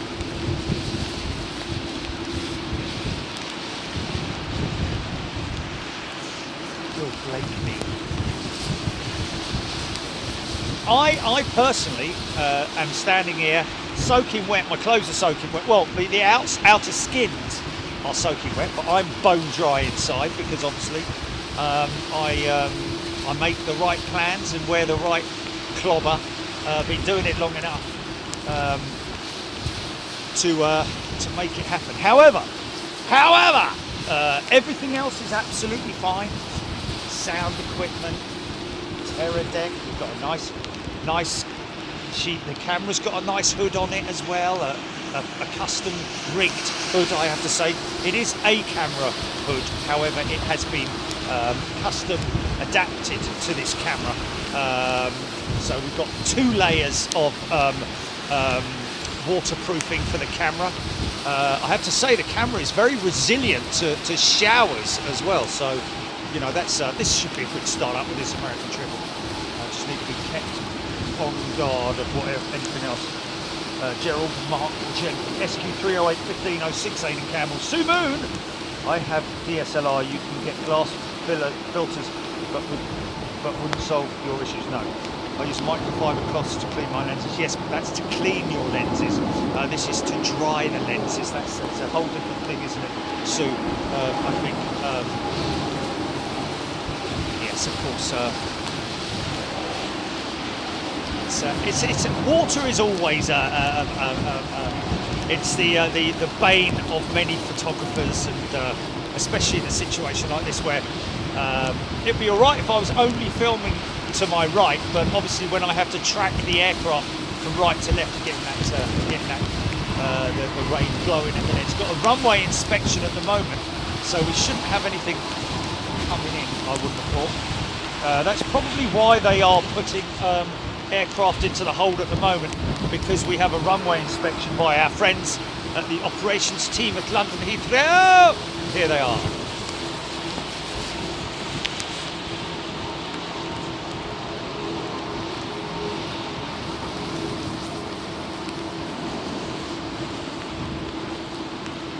Oh, only a partial runway inspection, maybe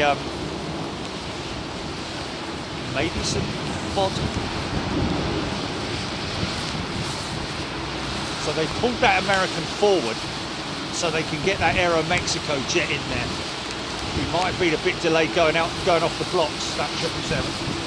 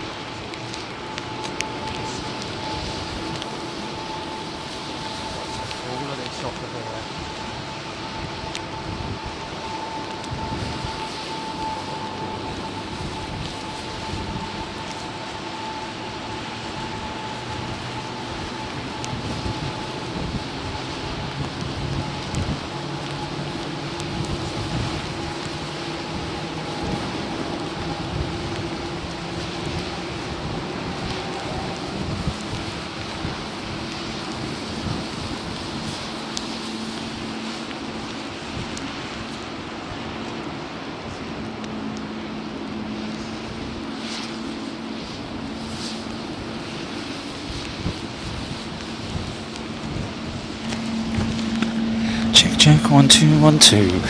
Coming number 2. Coming number 2. Check 1 2. Is that working actually?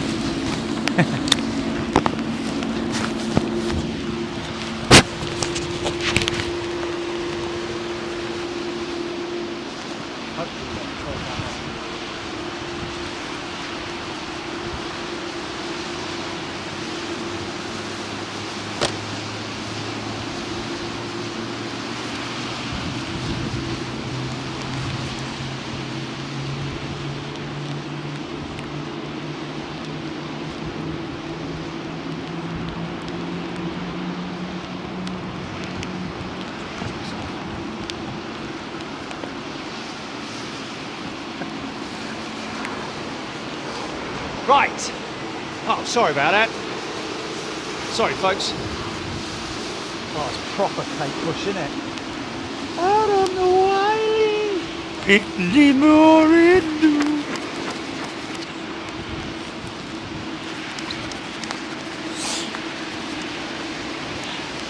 How could you leave me when I needed you?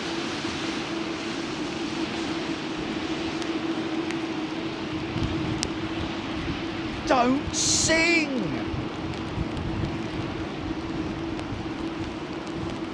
Oh, brilliant. A bit of humour, very into the steam.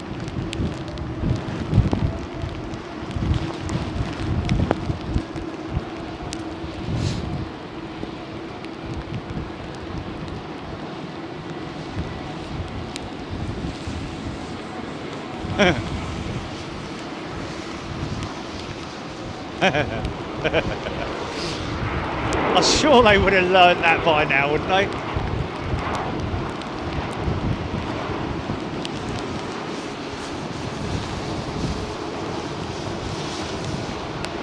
Might get a bit of a vortex. Might get a bit of an ingest vortex from the engines on this 777 as they fire her up.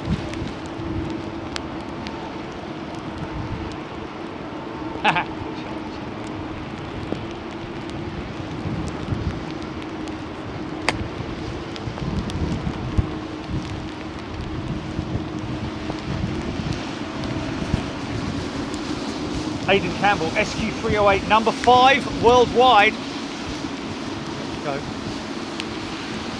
That is the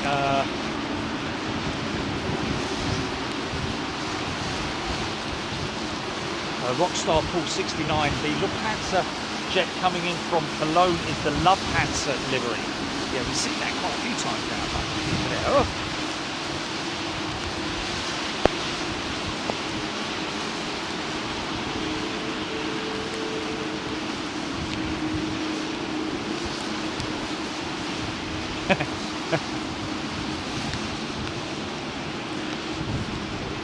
Definitely don't want to be donating my brain to science.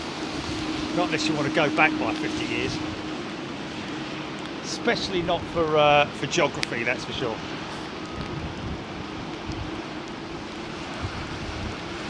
Susan Yu. Nice and dry. Well, there we go. That's the sacrifice that I love to make. I'm not in any way sort of like, you know, excuse me.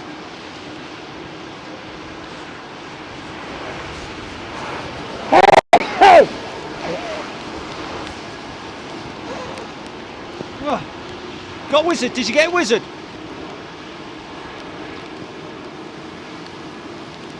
Oh. Oh, did we? Excellent. Sometimes getting when they're taxiing, especially when they're, he might power up a little bit to make the turn.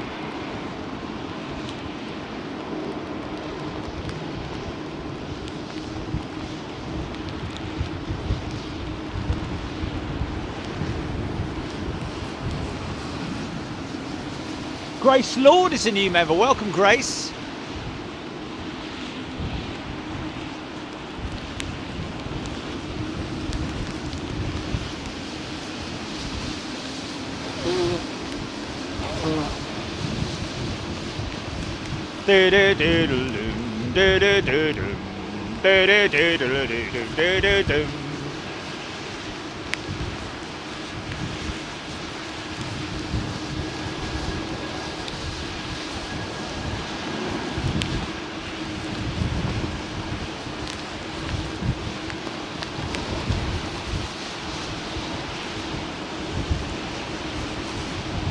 It must be Christmas time. Best song ever made, Christmas, that one. CX7 number 2 worldwide. There we go, Aidan Campbell. Well done, folks. That's all down to you, by the way. Everyone watching right now who's open Flight Radar 24 and is watching and tracking that CX7 jet is you have got her to number 2 worldwide, and the only one that is beating you is the Croatian World Cup team. So how about that? Big Jet TV cracks it once again. Right now, I need to make sure, where is she? I nearly said Philly. What a lovely. Okay, sorry.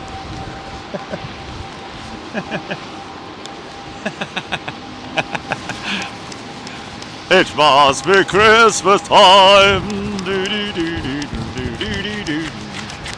The Pretenders. Best song ever. So I want to switch to that. Grab that. Big 777 going out. But it's just going to get covered in water. Again.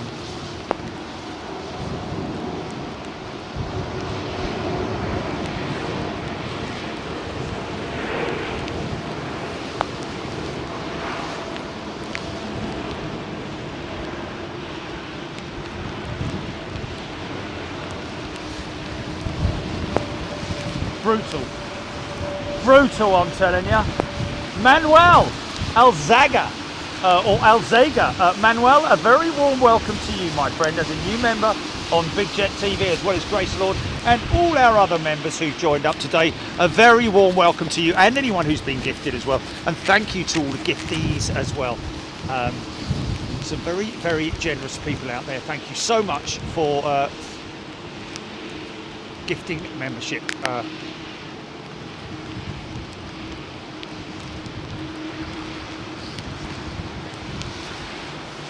Mad Matt UK. Aidan Campbell, don't forget SQ308. Yes, indeed. We're talking about for... oh, Molly Moo saying 747 landing on 09 left. Molly Moo saying, Julie, is that right? Have you got her? Daniel Banks, 747. Okay, folks, well, we've got a 747. Get sharing. Come on now. If we're all tracking her, you should be all tuning in.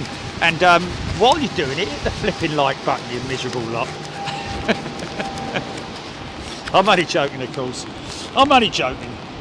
We love you. You don't have to hit the like button. Don't you go worrying yourself about it. You keep that index finger nice and safe and cosy. You don't want to be.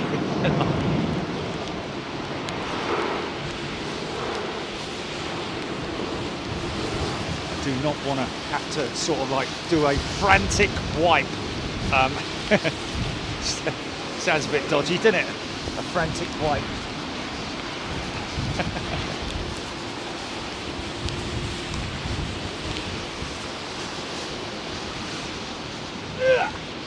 The snow is falling down.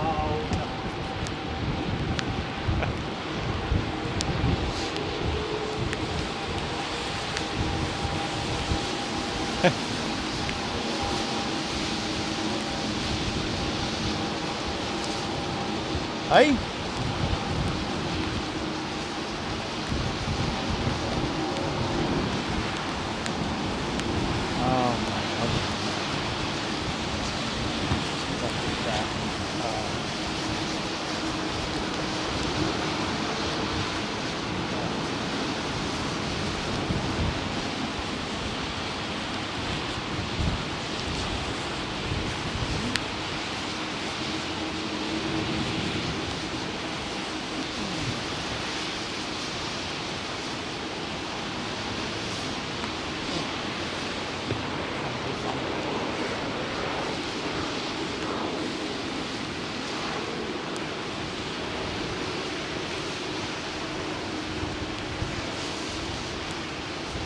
Alexandra Wood is watching this aircraft land in 3D on Flight Radar 24. It's just, that's just more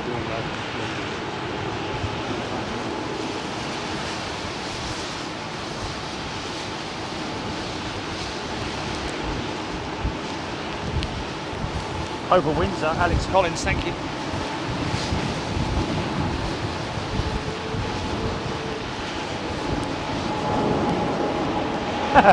Probably. Little boy, I like that 59-year-old. Diane 78 watching Aviation flying near Heathrow.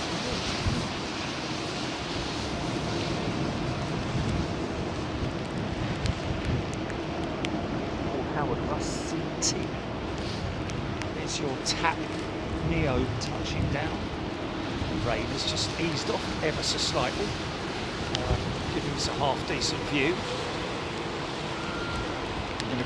I'm going to keep the camera at this angle, folks. I'm going to give her a final nice wipe. Come along now. Hopefully, it's got us a nice clean shot of her over Windsor, so she should be descending now, I would have thought, on final approach. Like that, on finals. Glasses are white and all. You can see it.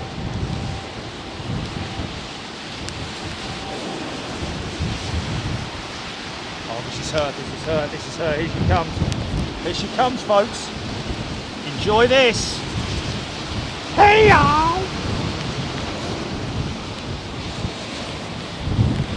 We're going to get some reverses as well. Is it a 4 or a -8? Oh, yeah. Yeah. Oh, in the old livery. Nice.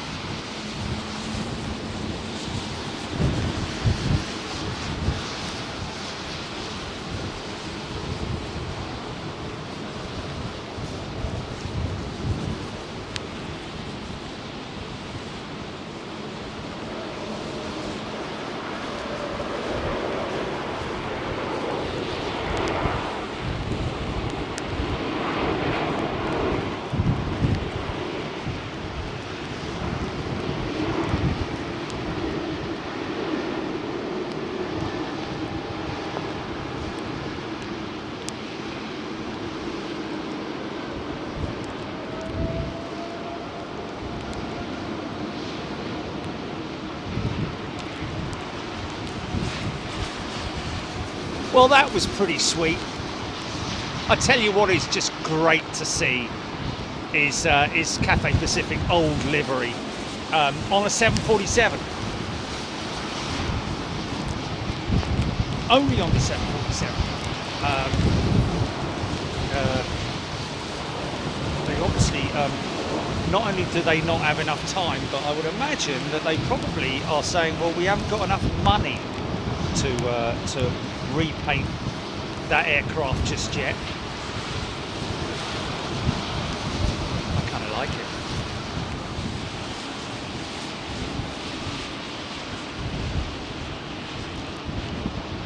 Yes, that's what I was thinking. That's what I was thinking. Is that email or is that... Okay, somebody tweeting. Yes, from IA Studios. Thank you, IA Studios. Yes, there is a 62mm. There is a thread on the front of the casing of the camera, which allows you to, I'm guessing, add filter lenses of some description on the front of it. And what he is suggesting, or she is suggesting, is that you put a screw-on filter lens, clear filter lens that is, which is glass, which is perfect, and which you can dry a lot easier than sticking because to dry the lens is a very difficult thing because it's only tiny, whereas obviously a big lens on the front is an easier thing to dry, and then if there is the option of having that heater element in there, that would obviously be a wonderful thing. Right, where is our beautiful Singapore Slinger, folks?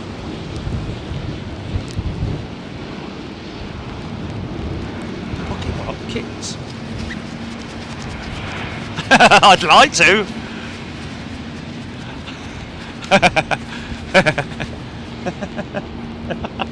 Yeah, I'll have some of that. What, do they never grow up? They just little pop. Grace Lord, amazing really that an aeroplane designed in the 60s is still a workhorse of the skies to this day. Yes indeed, Grace. And really, let's be honest, apart from, you know, the odd 727 or DC-9 that you see like we saw at Louisville, two beautiful examples of DC-9s there. Please don't call them MD-83s because they were built, delivered, flown, operated way long before the McDonnell Douglas / Boeing takeover. So we call them DC-9s. That's from our old heritage, of course. And I'm sure a lot of old AVGEEKs will understand that. But yes, really, and there is a 100 variant of the 747 still operational to this day. And I believe it's ex-British Airways, and we have seen it at least once at Frankfurt, I seem to remember. Is that right, Julie? Am I right saying all of that, or is that partially right? I don't know, but I'm pretty sure that there is. It's either it might be a 200 variant, the 200 variant, not a 100 variant, because obviously the 100 variant was powered by the old Pratt & Whitneys. Which were who was it I was speaking to about the first generation 747s, about the Pratt & Whitneys that overheated massively, and that's why Boeing were desperate to find a replacement engine. And it just so happened that on one occasion the Queen was visiting the United States of America. They went to Boeing. And Boeing, there was somebody, apparently a representative with Rolls-Royce, with the royal entourage, and they fortunately struck up a deal right there, and that's where the RB211 power plant was brought on for the 747, the second generation. Sayer James Doink, 380 and 2. This is the last one in before the 380. 2 minutes, Diane, 78, thank you. Ross Kennedy. Debbie Speller, Slinger over the castle.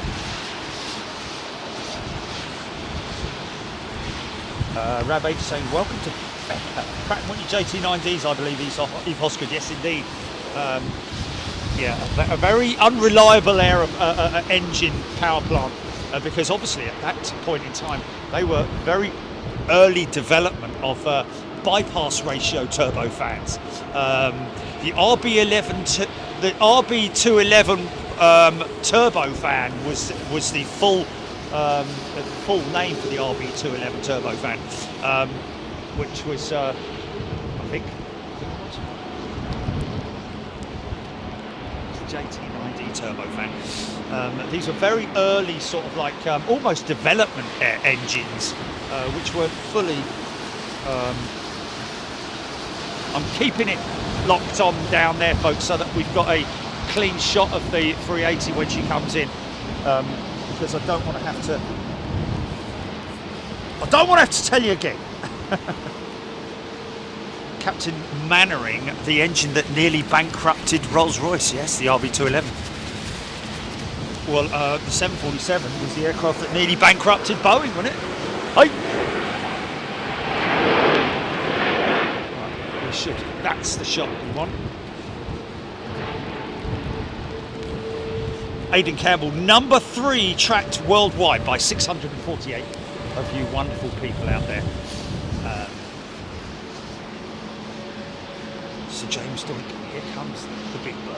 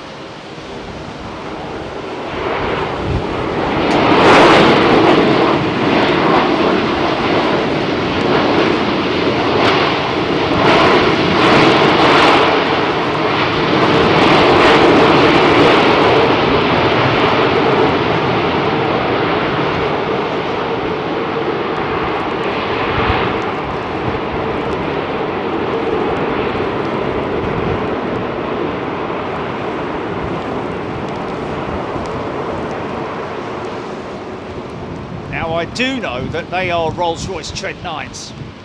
I think all of the Singapore Airlines 380 fleet powered by the Trent 9. And the last of the Trent 900 engines was rolled out the assembly line here in the UK, I think last month, the very last Trent 900 engine, which will be used as a spare, going to the spares, or it may have been ordered by a particular airline or whoever, but obviously a sad day. Well, I say a sad day, not really for Rolls-Royce, because obviously they've got a lot of engines that they're developing and working on at the moment, including the new hydrogen power plants that, well, I say hydrogen, it's actually, and we've talked about it, it's actually a hybrid system.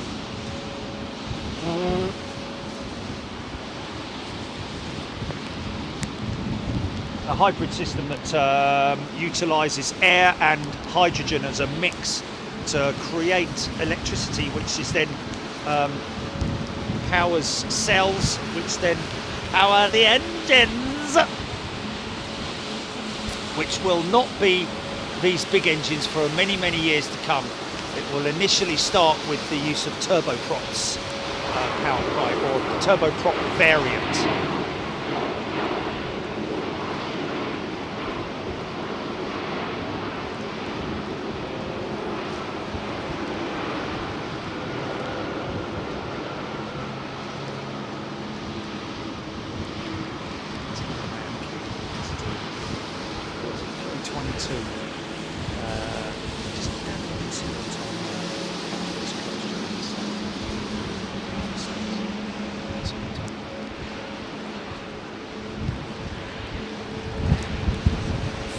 bitch. Stephen Gallagher.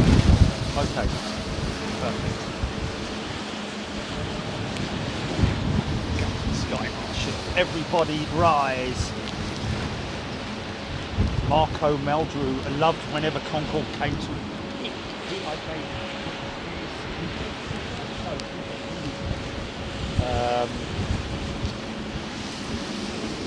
Prestwich. Oh wow. Yeah. Cool.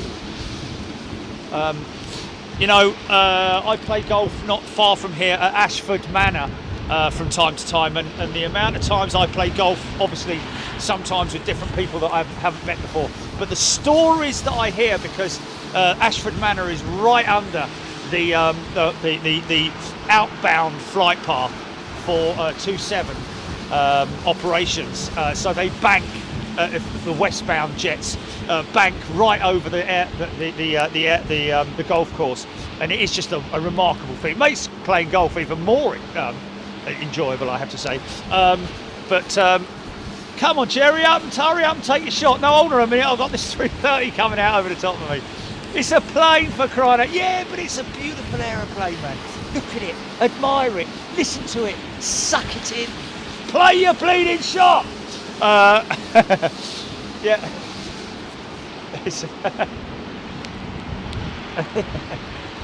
But yes, I have had stories from folks who I've played golf with of Concorde banking out sharp right over the. Oh my God! I can only imagine it. I mean, you couldn't hear yourself think, literally, if you were underneath all of that, and if you were anywhere near it, it just literally.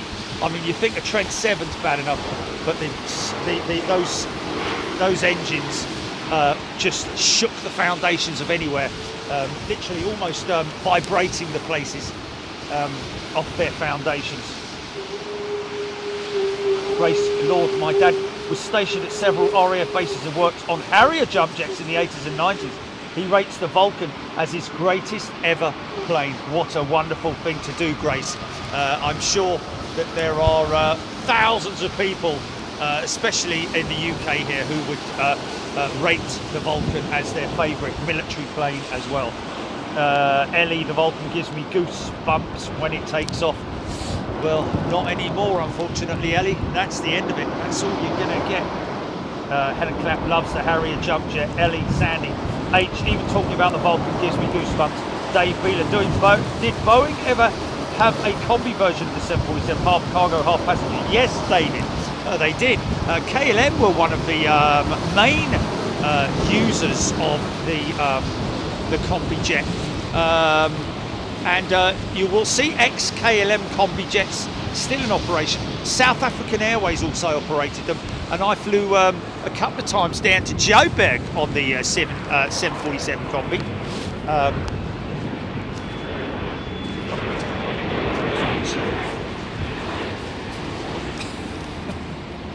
There you go. Right, folks, we're going to call it. A big thank you to everybody who's tuned in today, and a very warm welcome to everybody who is a new member today. Thanks for tracking. Thanks for keeping me posted on what's going on. Now, listen, if just to give you a little rundown on what we're proposing, what you're proposing is what you're proposing. Sorry.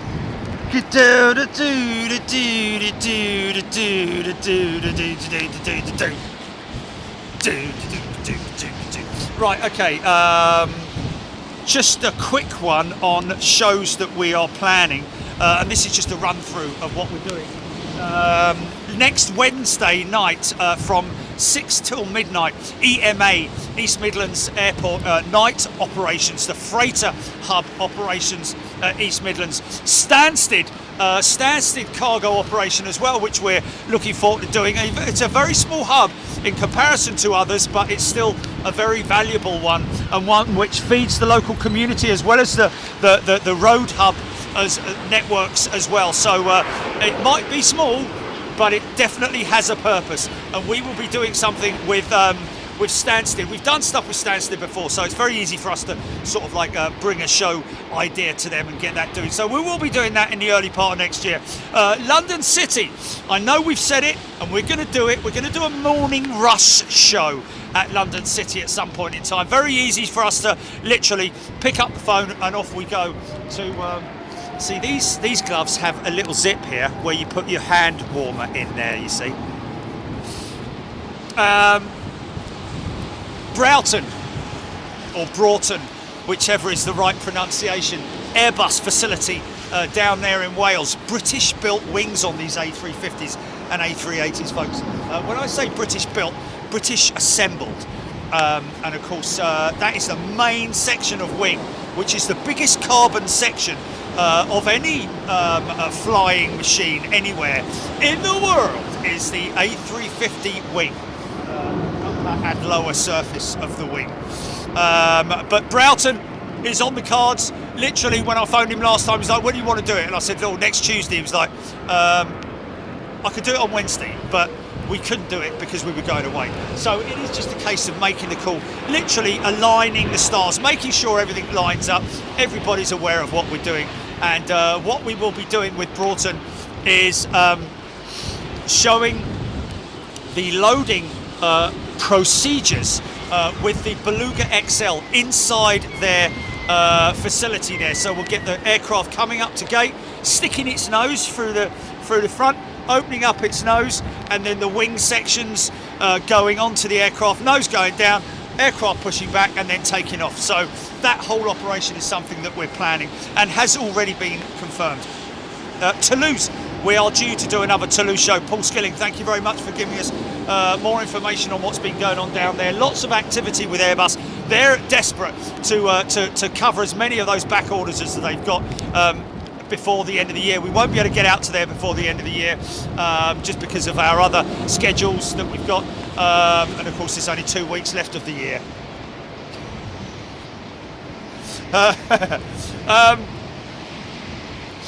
Get this, if you didn't hear it, Louisville next year in April, folks, at the beginning of Derby week, there is an air show which is phenomenal. And we are going to be hopefully out there in Louisville airside to cover that air show. How we're going to do it, we're not 100% sure yet, whether we're going to be in a specific spot to see the air displays, or whether we're going to be on the ground and filming all the aircraft coming in. Just get.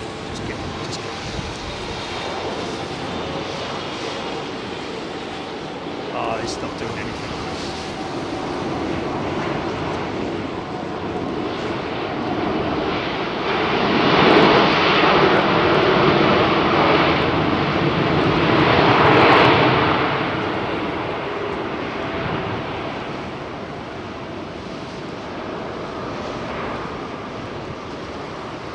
We love Vortex.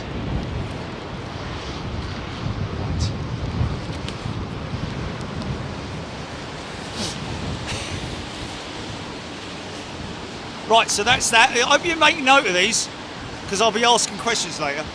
So we've got the SDF Louisville Air Show next year, April 22nd and 23rd.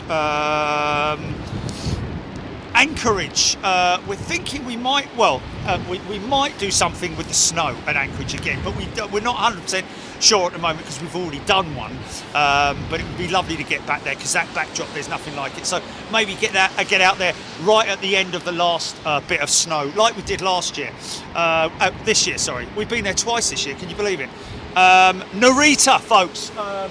We've heard officially it's May is Narita. It's down to it's May, isn't it? Yeah, we can't do Louisville and Narita, so yeah.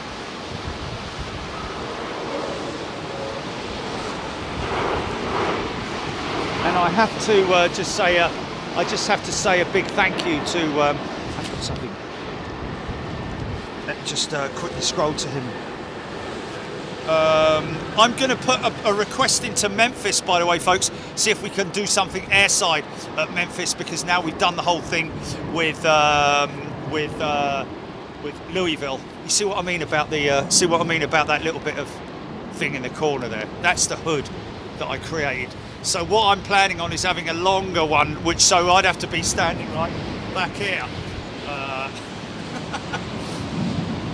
Yeah, so Dallas Fort Worth is another one that we're looking at, folks, and Sri Lanka. Ian Crawford, thank you very much for that. And I just want to say a big shout out to Russ Phillips out there in Narita, who congratulations to Russ. Some of you might remember him. He was flying the 767s with All Nippon, with Al Nippon. All Nippon, I'm going to call it. Not Al, or Al. All Nippon. I think that's what I can't pronounce it. Anyway, he's now on the 321s, I think, or 320s, type rated. So he's now in his final stages and going to be flying out there in Narita, well, in Japan. But we will. What you propose? Narita and Haneda, yeah. Royal Air Maroc Dreamliner. This might be a nice crispy one.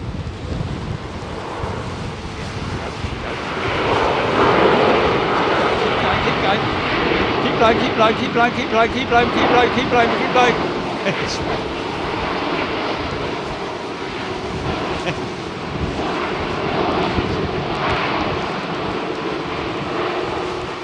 Once that exit.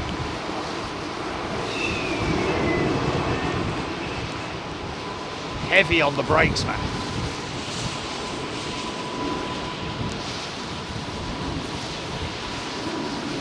Right then, folks. Thank you so much for joining us once again. Thank you to Jilly. Thanks, Darren. Thank you to everybody. You guys are a remarkable bunch of people, I have to say. And I know I say it all the time, folks, but I'm going to say it, and I will never stop saying it, because you really, really are. And I hope that everybody is managing during this crisis, and we will continue to be with you and work with you as much as we can. Obviously, it's interesting because it's times like this that you think, you know what? Putting a little draft excluder under the door. If I feel down there under the door, I can feel a draft coming through there. Blimey O'Reilly. That's heat escaping my house. If it's coming in that quick, it's got to be going out that quick, isn't it? So, yeah, do little things like the draft excluder around your door as well. Make it so that when you shut the door, it's not all loose, and make sure you shut it so that it's like tight against the stops, against the framework of the door. Go. What's this, a DIY show or what? Anyway. Yes, okay, folks, look after yourselves, be good, and be happy, and be safe, whatever you do, and we look forward to seeing you maybe tomorrow. If you wake up tomorrow morning and the winds are blowing, be prepared for a show wherever we might be, but it's going to be on 27s tomorrow, so we'll be up the other end. Blooming heck, can you believe it? A BA 321, last one in, he gives it large on the reverses. Typical, isn't it? Folks, look after yourselves. Thank you so much. I need to get out of the wet and get this thing sorted out so that hopefully I can. I'm going to experiment. I'm going to become a professor with crazy hair right now, right after this show. Ah! See you later.